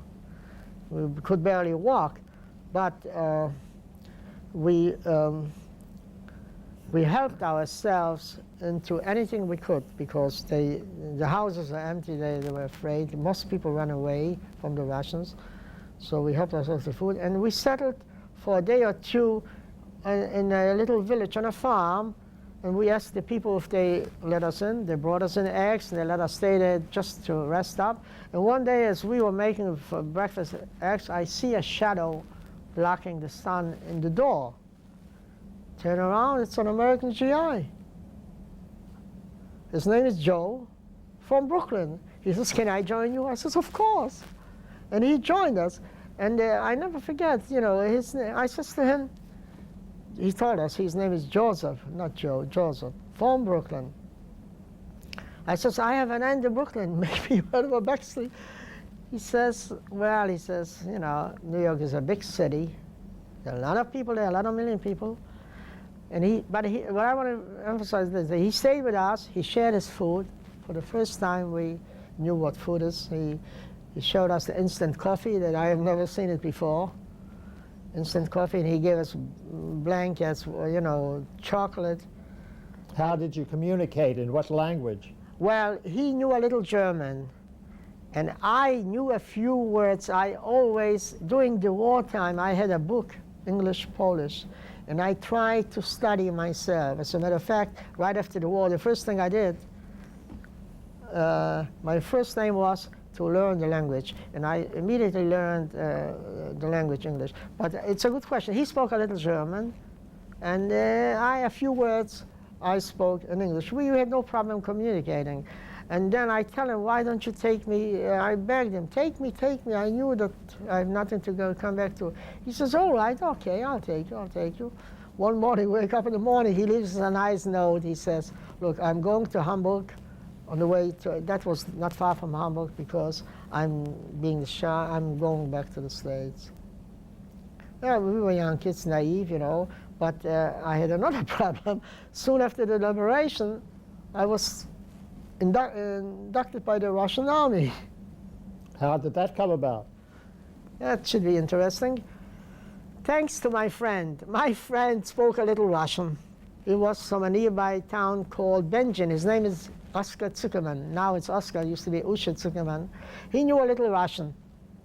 So we come to the town, we march around, two boys, and he speaks, and soldiers, you know, Russian soldiers stop us, and he starts talking to them in Russian. He says, "You are not Polish, Jew, you are Russians. And if you are Russian Jews, you know, we have to arrest you," because they picked up everyone that was Russian from concentration, everyone survivor that survived in a concentration camp, they picked up and they arrested, and they arrested him immediately, because to them, he was a traitor. They wanted nothing to have to do with anybody that worked for the Germans. Go tell him that, you know, it was forced, nobody volunteered for this kind of work. They didn't want to know. They arrested all the Russian people from the concentration, and they put them under guard. In other words, it was like being in the army, however, in a penal section of the army, where we would be watched, guarded. And no matter how much I tried to tell him, I'm not Russian, I don't even speak the language, he would say, "Oh no, you're Russian, you're Russian." You couldn't explain it to them.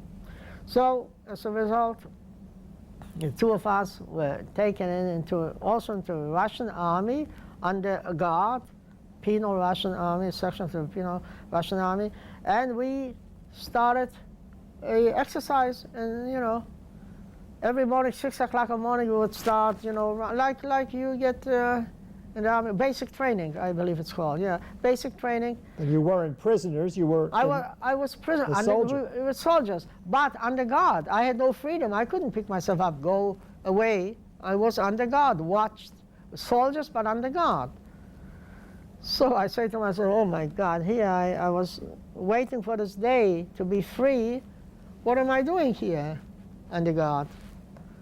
And at 2 o'clock they would start, you know, indoctrinating us with the Stalinist, you know, communism and everything else, lecture us, all kind of things. What language were they speaking? Russian. Okay, I picked up a little Russian also, because in the camp, couples, a lot of them are Russian there. And so I picked up a Russian here and there. Somehow I was young, and I picked up a language, I don't know, pretty fast. And there was no problem communicating though. And yeah, I'm in the army, and like regular basic training. So I want to know what's going to happen. They say they're going to catch everybody around, and then eventually they're going to ship us to Russia.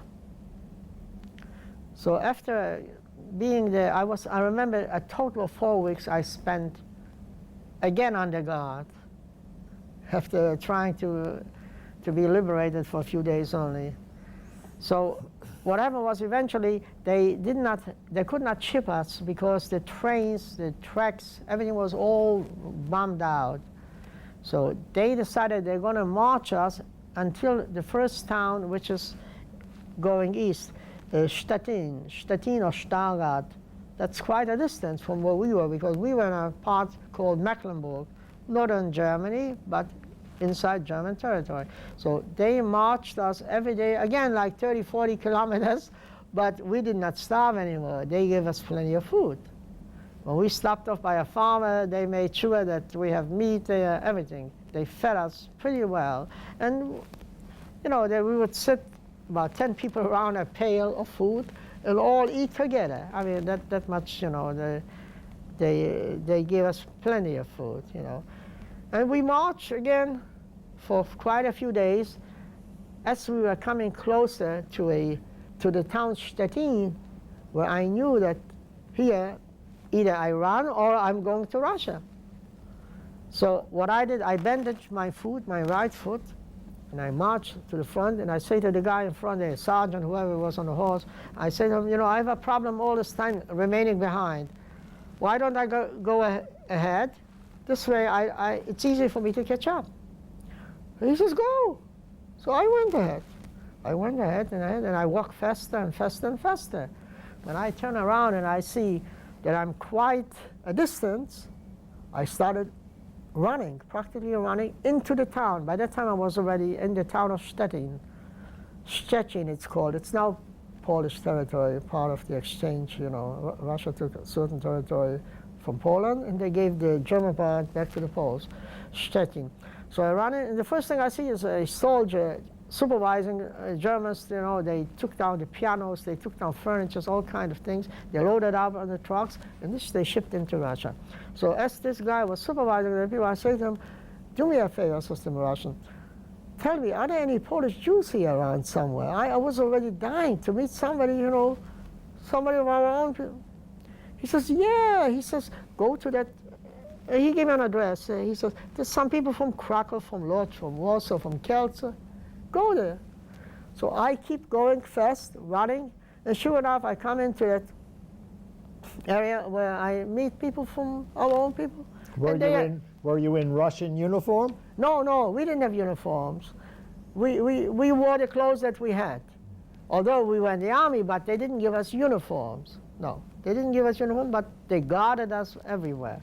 You know, they went up to it. Where are they going to take uniforms now for us? They were not prepared.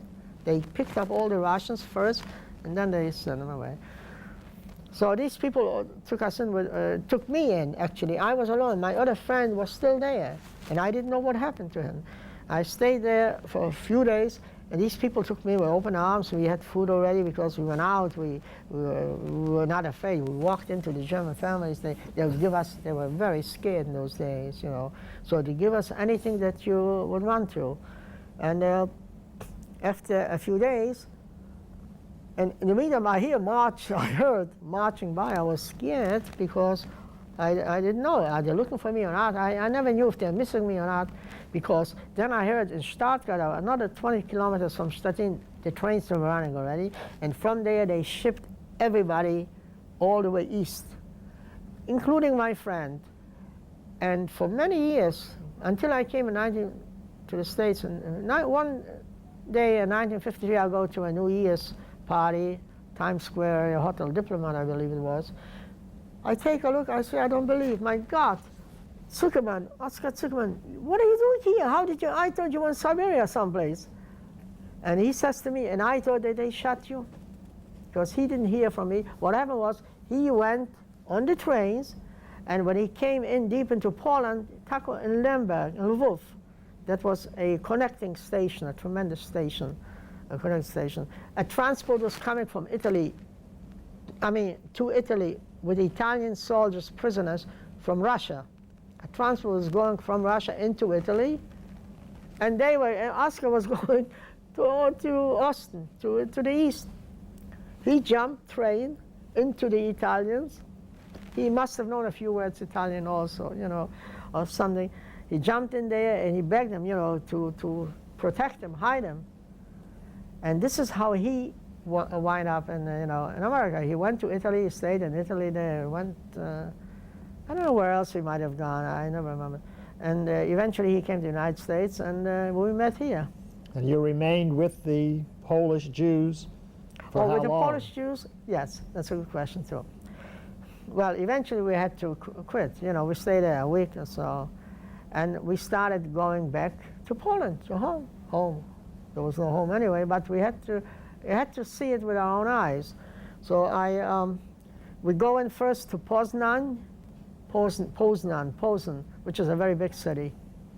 And from Poznan, we took another train into Katowice, all the way down to Poland, on the border, almost, the German-Polish border. In Katowice, I met two ladies in the street from my hometown.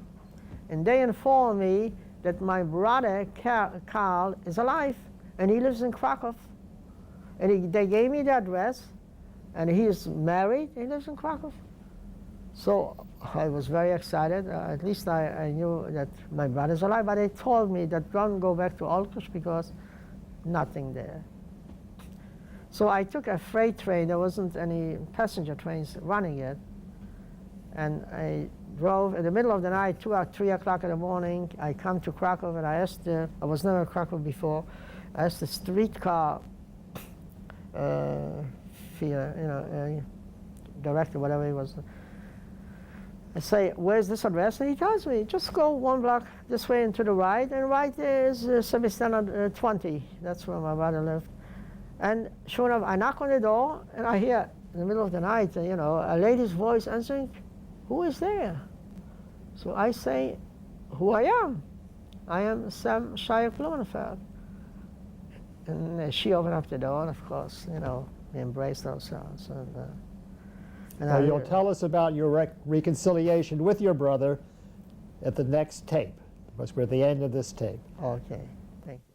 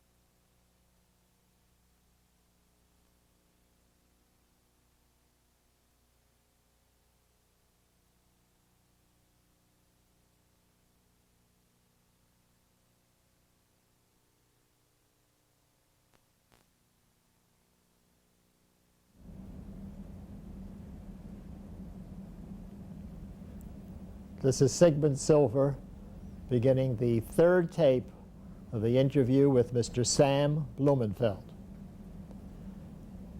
Now, Mr. Blumenfeld, we were talking about your reconciliation with your brother in Krakow. Did he have news of the rest of your family? Yes, but unfortunately it wasn't good news. The first thing, naturally, I was asking, what about my sister Fella, the one that lived there in that town where my brother was hiding out with his Gentile family?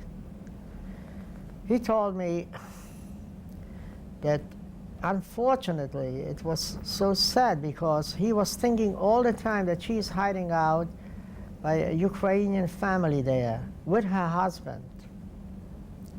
It wasn't easy to make contact because there was no telephone, no way of getting in touch. But she knew because on certain occasions, our brother-in-law, my sister's husband, would come to my brother at nighttime and talk to him. So when the Russians came in there and he was freed by the Russians, the first thing he ran over to where my sister was hiding out. First she was in the forest, in the woods, hiding out. That was in the beginning. But later she managed with some money somehow to set us up with her husband and try to, you know, live in inside the house. How long can you live in the woods, in the forest? So my brother knew that she's hiding out with that Ukrainian family. Or I believe there was just one woman. I'm not sure exactly what type of family it was or how many were there. So the first thing he ran over, he finds out the sad news that this Ukrainian woman one day decided she doesn't want to hide him out anymore. Either my sister ran out of money or whatever else she might have decided. She simply informed, to save her own neck, she said, I don't know this woman. This is a Jewish woman, you know, ran into me, and I don't know her. I don't want her, and I don't know her. They took my sister right in front there, and they shot her. My brother was really, really, really sad, disappointed, because he figured already, you know, 4 weeks earlier, I believe he was in contact through my brother-in-law that she was still alive. And here he found this news, so it was very, very traumatic for him, for us, you know. And her child? Child. I never asked questions because children never had a chance under the German. Never asked questions. I know it was a little girl. But, you know, there was no use. What would I be told? Does it make a difference? It makes no difference anyway. And your mother and your sister that went to Auschwitz? Did he have My mother, I saw actually on that day in May of 1942, when they gathered us in front of the gymnasium there. There was a school. Gymnasium was called a school, like a high school. It wasn't a gymnasium where you exercise, just a school, gymnasium. And at that time, my mother, I saw looking at me with a sad eyes, because she must have felt it, and I too. Who knows if we're ever going to see each other. We were very close family. I mean, words cannot even describe it, how close we were. As poor as we were, because we were never rich unless, you know, my father was alive, we had our business going. But we were a close-knit family, a loving, close family. But I could feel my mother's look, and she could feel my look, sad look.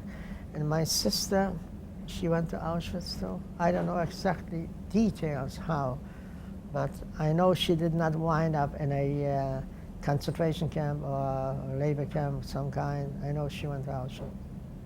That was the younger sister, Rachel. And so when I came to Krakow, I was at least delighted that I have one member of my family that survived, and he managed to survive pretty good because he didn't have any hunger, suffer from hunger. Somehow on a farm, they always had enough food, and they supplied him with that food. He was hiding in a barn where they kept the cows. On the top, they kept some kind of food for the cows or whatever, and he was right on the top there. Of course, he had plenty scare moments also. For one thing, he couldn't even walk straight when he went down there after being there 18 months or so, something like that. He couldn't even walk straight, so he was almost like crippled for a while. Just like when I was very much in danger right after the liberation, when I started to eat suddenly good food, eggs or meat or whatever, because it was like a shock, you know, from grass or whatever, no food at all, to go into rich food. So, but I overcame it. My other friend Oscar, he had a couple of sick days that I didn't even mention about it. He suffered, but so my brother was pretty, to get back to my brother, he was pretty much good fat during the time of his incarceration there in the barn. And the brother you were separated from in the selection, did you hear what happened to him? Yes, I did. On a trip to Israel, I met somebody that somehow was also separated from our hometown. And he told me he saw my brother. He and my brother and the whole group went to Auschwitz. Somehow he still managed to go to work. Whatever he did, I don't know details. But he said he never saw my brother. He knows that he came to Auschwitz. That he knows, we were together. But what happened then, he doesn't know.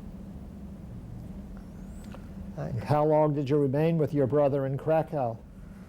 Not too long. Again, I must say we experienced an unfortunate situation, sort of. I came there probably in July, and by August, the end of August or beginning of September, we had to leave. I spent with my brother and of course my sister-in-law. We were newlywed, she was pregnant, and I never had the desire to go to my hometown, Olkusz. I was frightened, I was scared. I was only half an hour by car away from Krakow to Olkusz. I realized that now when I was just this past year in Krakow, it only takes half an hour because we drove in a few times. But I just had no desire. I was simply scared if I can cope with it. You know, because every stone, everywhere I would walk, I would see, you know, the people, the relatives, my friends, and my family, you know, going to school, and here all of a sudden there's nothing left. There were entire families, relatives of mine, an uncle and my aunt and 5 children, all wiped out. The children were young children, totally, nobody survived. There isn't a single family from my hometown that survived intact. Like, there are some incidents where people survived on the eastern part of Galicia or something. Like, for instance, my wife, she and her family survived intact the whole family survived by being sent out to Russia. They were under the Russians. So they survived the war. One day the Russians came and they told them, look, they registered. The Russians used to ask, either you become a citizen or else, you know. So they didn't want to become a citizen. They say they have relatives in America. And it so happens my father-in-law had 2 brothers in America. So he says, well, I want to register to go to America. They say, all right, хорошо, okay, we'll register, we'll send you to America. So one day they came, they say, давай пойдем в America, you know, come on, get ready, we're going to America. They loaded up all the people, because a lot of people registered someplace else to go. They didn't want to become Russian citizens. They shipped them all to Siberia, all the way into Siberia, until the day when Russia started the war with Poland, or was it perhaps a little later, until General Andros formed his own Polish army, and he started to fight along with the Russians in order to liberate Poland. So once that situation developed, they told all the people in Siberia there, the ones that they sent them away, they say, from now on, you can go wherever you want, you're free. So they, for instance, survived the whole family because they were smart enough or quick enough to run out from their town to go under the Russian zone and live under the Russians until, of course, the war started between the Germans and the Russians. They were shipped out. So it turned out to be all right for them. And my brother and I, we lived in Krakow, and we came to realize that we have to get out of here because, in spite of the fact what happened to the Jews, total towns were liquidated, families, you know, all kinds, synagogues, museums, libraries, Jewish libraries, all kind of culturalized places, you know, were all destroyed, destructed, burned out. There was still this anti-Semitism existing there. So one day in the market, all they had to do is just start a rumor that some it's hard to believe in 20th century, at the end of the 20th century, that there are people still believing things like that. But obviously, people still believe, or they're looking for an excuse. They started a rumor that Jewish people took a child's blood to, you know, and they killed for the blood or whatever, you know. And they started a pogrom. I said, oh my God, not again. They ran around, the soldiers, the army came in, the Polish army came in. They ran around, they searched everybody, and they beat up everybody. They were taking away things. And my brother had some money, and he says to me, try to sneak out and see if we can get to Katowice, to a friend of mine, one of my friends who ran away from Auschwitz while they were marching him someplace. He ran away from Auschwitz under the name, he changed his name, and he lived in Katowice, and he went on with his name, with a Polish name, a Gentile Polish name, and he worked for UB, which is the equivalent of FBI or something like, or CIA, and he worked. So my brother says, take the money that we have, whatever we have, try to get to Katowice and stay there with Henry. His name is now Henry because he's in the United States. Stay with Marian Kodaszewski. And so I ran out that same day. I wound up on a truck. There were no scheduled trains running or whatever, buses. You had to go to a place where trucks or whatever went to that particular town. I wound up with a truck of these soldiers that came to carry out that pogrom. And I'm sitting there by myself, and I say, oh my God, I hope I survived this trip, because they went the same direction to a town from Krakow, Krzanów. They came in, obviously they called in the soldier, the army from that particular camp. So they came in and they went for an hour or so with me, and I had to talk with them. Fortunately, I was lucky that they didn't detect any accent in me. Whatever, I didn't have much of a conversation anyway. It was, yes or no or what, So as they left Krzanów, and they were, of course, talking about what they did, to this guy, to that guy, to that guy, to that guy. And And I went on to Katowice, and when I was in Katowice, I was already breathing a little easier. I was a little, you know, to overcome. But we decided then that this is no place to remain and live and build roots again, you know. This is a place where we must run away. So between Rosh Hashanah and Yom Kippur, that was the time when we decided we're going to leave. And we left into Prague. We came into Prague. We lived in a place in Prague where there was certain accommodation by the Joint Distribution Committee. Now that was with your brother and sister-in-law. My brother and my sister-in-law and myself, yeah. We came into Prague. We stayed there in Prague for a little while. And from Prague, we went on to Munich, where my brother settled until he came to the United States. And I started immediately correspondence with, while I was in Munich, I attended school for English, and I learned to master the English language. And I started immediately correspondence with my aunt and uncle and my cousins. And they did not have to make out papers for me because I was a youngster, underage, and I had a special quota. There was a certain quota that would take me into the United States. I think they call it United Service for New Americans.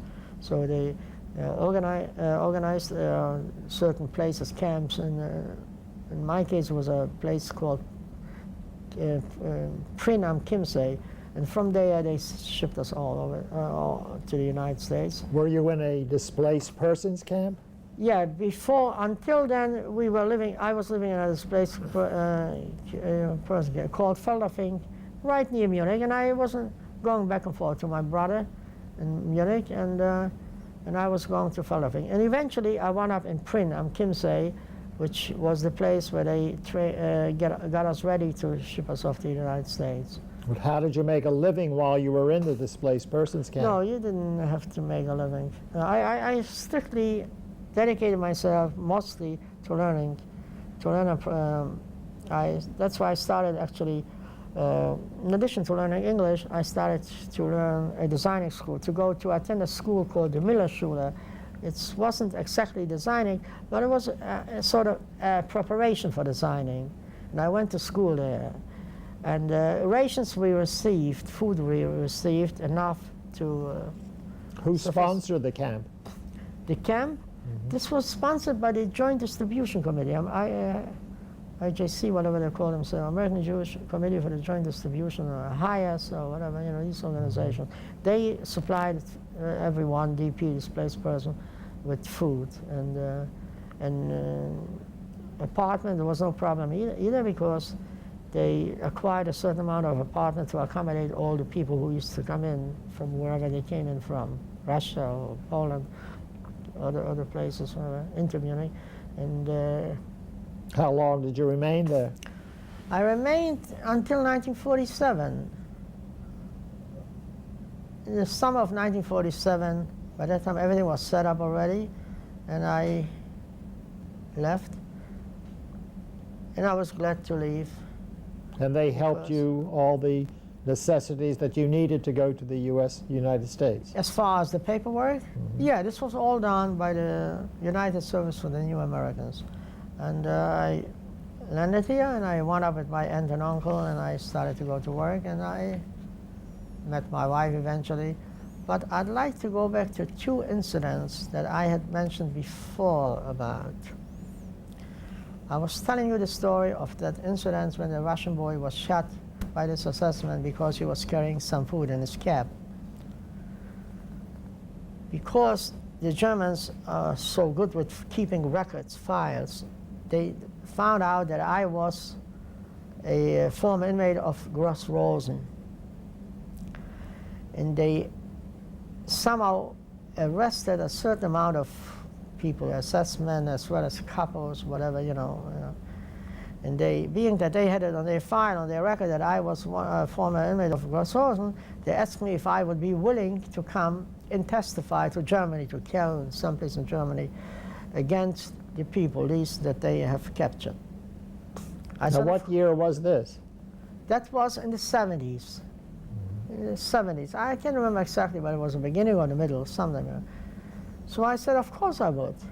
I would do anything to help, punish, these, murderers. So, but one day I get a telephone call. They knew exactly where to call me. That was the German consul.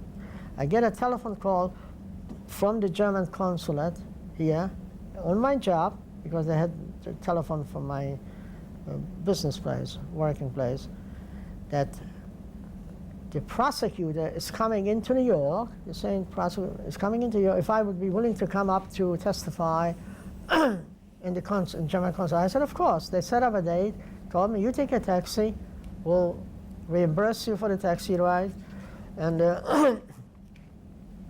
and you will tell us what you know about it.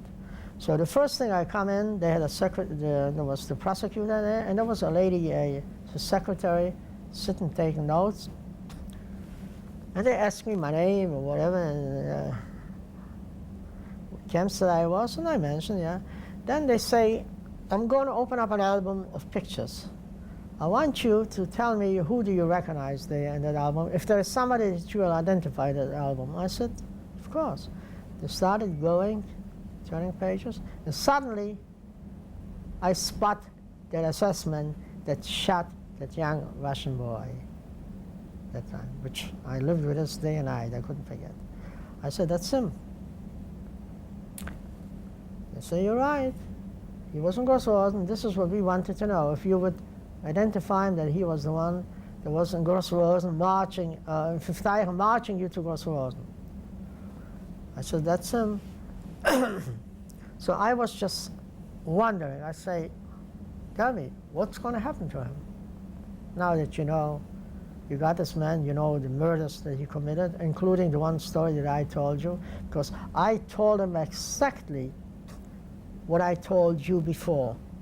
Exactly the incident, what happened, how we landed on the barn, in the barn for the night, marching out in the morning, and this assessment catching him with a cab and kill him and kick him at the end. So how, I said, what's going on? He says, well, we cannot discuss this. That's up to the court, to the prosecutor.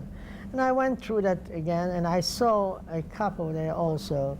And I asked, what about this couple? He says, they told me, he's not arrested. He was arrested, but he's not arrested anymore because he was ill. They told me he lives in Hamburg or someplace else there. And that was that. Now, the next incident I wanted to mention is this. Did you know what finally happened to the commander that you identified? No, never heard from them again. They just thanked me. They gave me money for the taxi coming and going back. Said, thank you very much. From here on, it's in their hands. They had all the evidence. The secretary typed everything down, whatever I said, every word. How they used it, what happened, they never let me know, and I never know. I never found out what happened. I wanted just to go back also that that goes to my hometown, Holocaust. When they prepared the gallows for the 3 men, again, they chased out only Jewish people from the ghetto. That wasn't far from the ghetto where they put the gallows on.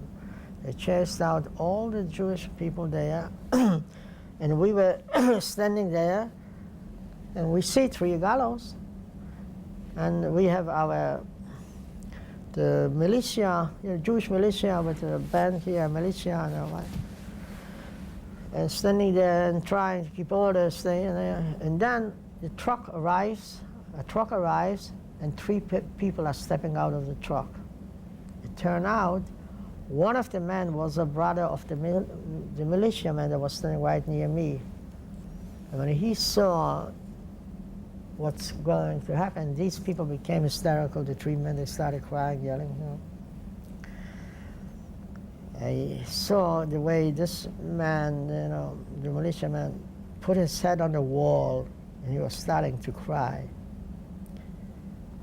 But it didn't take long. They hung them up, and it was a terrible, terrible situation. I even have the pictures. That man, the Polish photographer, took pictures here of the 3 hanging there, the 3 men. And he also took pictures of the entire liquidation of the ghetto. You have a picture of the gallows there? I have a picture of the gallows, yes. It's a small picture. Turn it over towards the camera. Yeah, okay. This is one picture.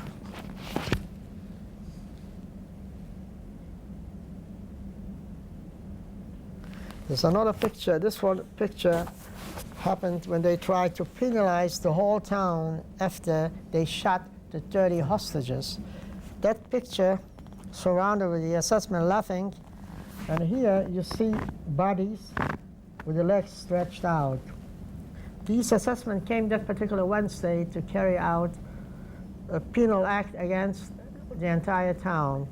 They marched out everybody, and they, like I said before, and they put them on the square and they put water in them. This picture is hanging right now in Dachau.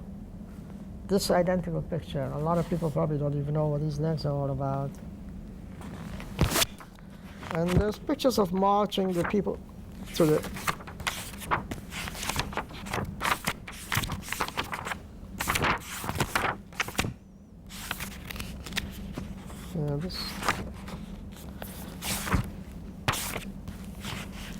Okay, these are the people actually lying in the square, wherever they put them. That was the Bloody Wednesday when they took out all the people, the entire town, and they made them lie for many hours, maybe 8 or 10 hours on their stomach with their hands in the back. These are the people marching to the liquidation. If you can see here, they marched the people with their belongings to the station where they loaded them up and they shipped them to Auschwitz. That was the final liquidation of the town. Some of the people I could recognize, not very many. So these pictures are just the time that you were in that town? No, these pictures were taken 4 weeks later when I was already in camp. I was in camp. I went to Camp of May, and this was June the 12th, 1942. And that's the day when they marched them to the trains where they went to Auschwitz for the final liquidation of the town. And that was the end of that. I'd add that I went my sons because they always had the desire to know where the roots are of their parents, what happened, where did you live, where did my mother live. They decided, we decided that if they want to see us, see these places, why not take them there? Being that I'm retired, I had the time, the means, so we went back there. I went back to my hometown, Olkus. My wife went to her town, Rudnik, not Sanem, not far from Rzeszów, Reich. Now, when did you make this trip? That trip was made the end of October and the beginning of November. Of course, just this past year? This past year, several months ago. Of course, there's no more homecoming after so many years. Nothing is recognizable anymore. Everything has changed. I went, essentially also why I wanted to go was to go to the cemetery and once more see the gravestone of my father. Where as a little boy, my mother would take me because I wasn't going to work yet, so my mother would take me once a year at the yard site, Memorial Day of, the day when my father died, and take me there and cry her heart out, a bit of heart out. So I went there, but when I came there, it wasn't possible to find much because it wasn't that it was demolished or something. It was just that nature. It's been 60 years or so, the freezing weather and the warm weather, everything was sunken in. And I was searching for my father's stone for a long time until I found it, and I finally found it and I washed it up and took a nice picture of it, and I brought it home and I enlarged it, and that made me happy in a way because I could see the stone with the date when he died, the name of his father, and my mother's expression there, left with wife, children, whatever. And my wife went to her hometown The house where she was born, they had a bakery, is still there, standing there intact, just like it was. Except, of course, inside where they used to live, they have now 4 families, you know, each room have a different family. And the bakery is functioning just like it did before. And much to our surprise, they welcomed us with open arms. The present owners invited us to their house. And people started to get around, and the minute they heard, this is the daughter, Yulie, Simon Yulie's daughter, oh my God, he was a very well-liked person. And they mentioned the fact that he was so honest when he would weigh somebody bread, you know, he would always make sure that you got more than less, because it was a common thing to try to cheat, you know. He would always give less. And my wife says to one lady, what is your name? She says, Binkowska. So my wife said to her, I used to go with your daughter to school. Binkowska? She says, are you crazy? She says, that's me who went to school. My wife looks at her. Of course, she looks older than American women because they are not, they don't wear any makeup or whatever. So, and my wife had no mirror in front of her to see how she looks. So she assumed that this is the mother. And she made her feel terrible. She said, that's me. That's me that you went to school. Aren't you born in 1929, like I am born in 1929? My wife says, of course. She had to make apologies to her. But when I went back to my hometown, I went to my school where I attended the school, and I must say I was received very warmly. I had only wished, I told my children, you know, I only wished that when I went to school in those days that I would have been able to walk freely, you know, like now that I'm the only Jew in town now for a visit, they were very nice to me. They opened up their arms, they helped me look up for where I wanted to, and then we took pictures there. And they were very apologetic, as a matter of fact, about many things that they knew that was done. And they felt bad about it. This is a new generation. We don't know how they feel deep inside, but at least it was wonderful for me to hear these things, that perhaps, you know, a turning of a new leaf, a new dawn, with a new century coming, perhaps things are going to change. And this hatred, once for all, will be buried deep, deep under the ground. But briefly, when you first came to this country, what did you do for a living? How did you get along? Okay. I stayed with my aunt and uncle, as I mentioned. She had a boarder there that was staying in a room that she rented out because she was not that well off either. So she made the boarder go and find another place, and she gave me the room. And I found it immediately worked in the garment center. But it didn't take too long where I tried to join a Designers Guild Association in New York, and I started to work on patterns. Little by little, I advanced myself to become a full-fledged designer, fashion designer.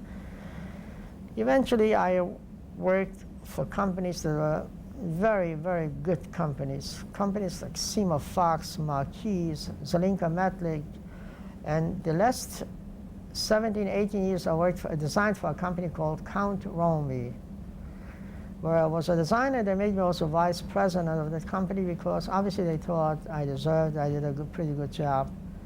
I would like also to mention the fact that in the 60s, when I was working for a company called Holden Limited, I had an associate designer. I rather call him associate designer. I don't want to call him assistant because he's a big man now. So I'll say the associate designer of mine was a young man in his early 20s that was just out of the FIT, joined into becoming a designer, sort of. And he worked with me. And his name turned out to be Calvin Klein. That was Calvin Klein. And one day he says to me, you know, Sam, I'm going to appear on a show, on a talk show, a woman talk show for half an hour. That was the first time he was exposed to the public on TV, when he went to that half-hour talk show. And then while he was there, he decided to go in business. He had the backing of a few stores. He was a likable person, a young man, good-looking man, very bright, smart. And there was a vacuum sort of open, you know, for a young face, because there were designers, Norman Rell, David Kidd, others that were old, and they were leaving the market. And they looked for, the magazine people as well as the store, better stores, looked for a new face. And he fitted in this. They encouraged him. He made a line while he was still working, a small line of 10 samples, took a room in a hotel, York, on 7th Avenue, made a hit, and the rest is history. How long were you in this country before you married? I got married in 1950, May 28, 1950. So it was about 2.5 years or so, something like that. And how many children do you have? I have 3 children. A daughter, all my children happen to live right now in California. I have a daughter who's married with 2 beautiful grandchildren, 2 nice boys, living in Orange County. And I have 2 sons in the Bay Area. As a matter of fact, one, my oldest son, just took a position with the Winthrop Hospital. He's a physician doing research as well as teaching also. And he took a position in Winthrop Hospital, which is a teaching hospital also, in Long Island, Minneota, Long Island. And he's looking forward to make the change after staying in California for a number of years. And when did you retire to Florida? In March of 1991, almost a year and a half. It's going to be 2 years, this coming March. Oh, yeah, almost 2 years now. Yeah. When you first came to this country, did you speak of the Holocaust to anyone? No, unfortunately, my children to this day are sorry about it, that I did not talk enough about it. Could you share with us why you couldn't speak of the experiences at that time? Yes. I felt there was so much tragedy in my family in my lifetime. Why drag in the children also? Until I felt out, and they told me that they have a unique desire to learn about it. And they were sort of critical. Why didn't you ever tell us about it? So we did not know at the time when we were young if we were doing the right thing or the wrong thing by not telling them. But right now, they know a lot. How old were they when they evinced this interest? They were becoming teenagers already when they started to become aware of the things that happened, all the tragedies, all these, turbulence that went on. That's when they started to say, why didn't you talk to us, tell us? Why don't you, share? So, because of them, actually, we went to Auschwitz. They took so many pictures of Auschwitz, and they wanted to know everything. And I have an album here of pictures, of course. I can see the expression on my son's face, both of my son's face, when they are looking at the Birkenau where they had the crematoriums functioning there, running there. It's indescribable to tell you what the feeling probably they had and how they looked. Because lots of things must have gone on within, deep inside, knowing that they never had the grandmother.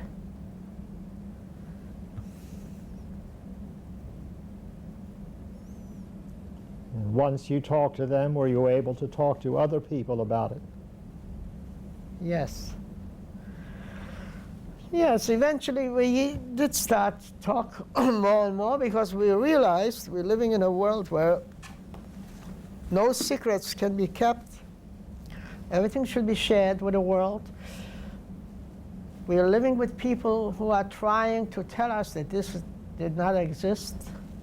And yet, when we were in Auschwitz, we saw thousands upon thousands of people coming there from all over Europe, busloads of them, trainloads of them, thousands visiting every day and seeing exactly where so many million people perished. Jews, most of all, and others as well, gypsies, and who else? A lot of Polish people also died there. There are plenty of them, of course. Now, how can they deny when they see, unless they don't want to see or hear, thousands of people on a daily basis go to schools, complete schools with their teachers, visiting there and being explained exactly what went on there. I wish I could tell these people, rather than say that this is a lie, go yourself to Auschwitz.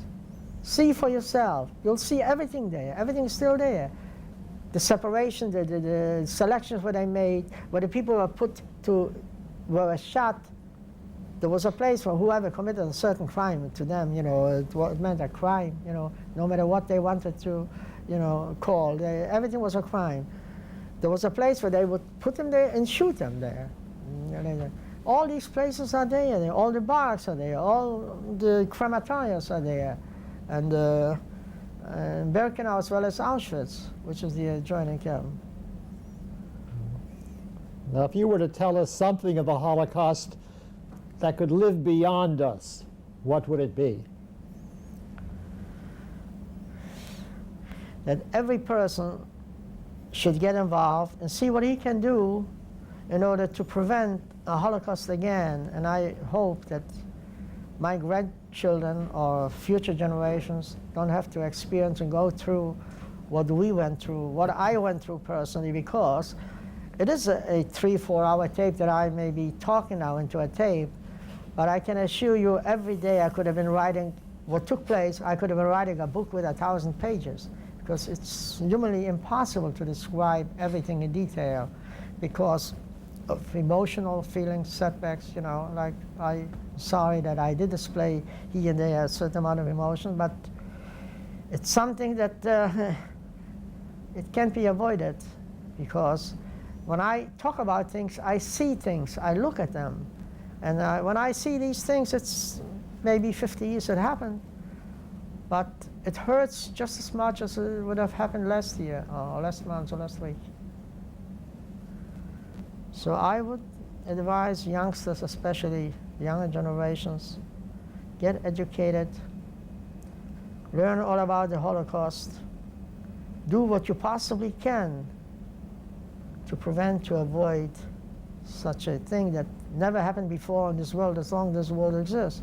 Because atrocities like this, very few people realize that, or know it perhaps, that atrocities like this, there were, of course, all kind of cruelties done throughout the world, throughout the years, but never such a thing as, I can't go even into deep details because I become too emotional. The way what they did with young children. They grabbed the child, lifted it up, and they shot it. They grabbed it out from the mother, But that's why I suggest to everybody, no matter what race, what religion you have, get involved, get educated, and do something about it. That there should be no repetition of such a thing. And try to fight the lies, what they try to tell you, that this never happened. This is the generation that we still live. We are still here to talk. If they talk now that these are lies, what's going to happen in 10, 20, 30 years from now when we'll be gone? So the result is very sad. It's very traumatic for us to listen to these lies, what's being perpetrated. Before we close, is there anything you should like to mention that I have not asked about or you haven't mentioned? Well, it's difficult. It's difficult. You have 5 years to cramp in a 3-hour tape. You don't know first where to begin. Of course, you asked questions and I kept on answering, but it's not easy because a mind can only absorb so much. Now, how can you put it into within 3 hours or 4 hours, everything that happened within 5 years? I left out lots of things that happened, that you might have been interested to know, or the world might have been interested to know. Lots of detail, interesting things, but it's just humanly impossible. Like for many things, for many reasons also, like I mentioned before. The deeper I go in, the more emotional I become, and that's very unpleasant for me because I don't want to look like I'm a softy or, that I cry all the time. There were times, at one time you asked me how I felt, if I wanted to go on. There were times when I said to myself, what are you fighting for? Put an end to it. Just like the other guys, they hang themselves, they go in the shower, and they finish themselves off. But I had the drive in me, to go on. I said to myself, perhaps, you know, if we're all going to perish, who's going to tell the stories? And if we don't fight it out to the bitter end, you know, there'll be no history behind us. Nobody will ever know exactly what's what. We have to go on. And I used to look in a mirror sometimes when we walked by, wherever there was a mirror. I was frightened. That's when I looked at myself. I didn't recognize myself. These were the times when I say to myself, look at yourself. Is it worth it all? But that conflict, you know, between wanting to live or stop the suffering, you know, was a strong conflict. And thank God, I'm very happy that I kept fighting to survive and be a survivor. Mr. Blumenfeld, on behalf of the Holocaust Documentation and Education Center, I want to thank you for sharing your experiences with us. And I personally want to thank you for letting me share with you your thoughts and your life. Thank you very much. And I thank you for listening. Thank you very much. This has been Sigmund Silver interviewing Mr. Sam Blumenfeld about his experiences as a survivor of the Nazi Holocaust. This interview will be included as a valuable contribution to the Oral History Library of the Holocaust Documentation and Education Center, Incorporated.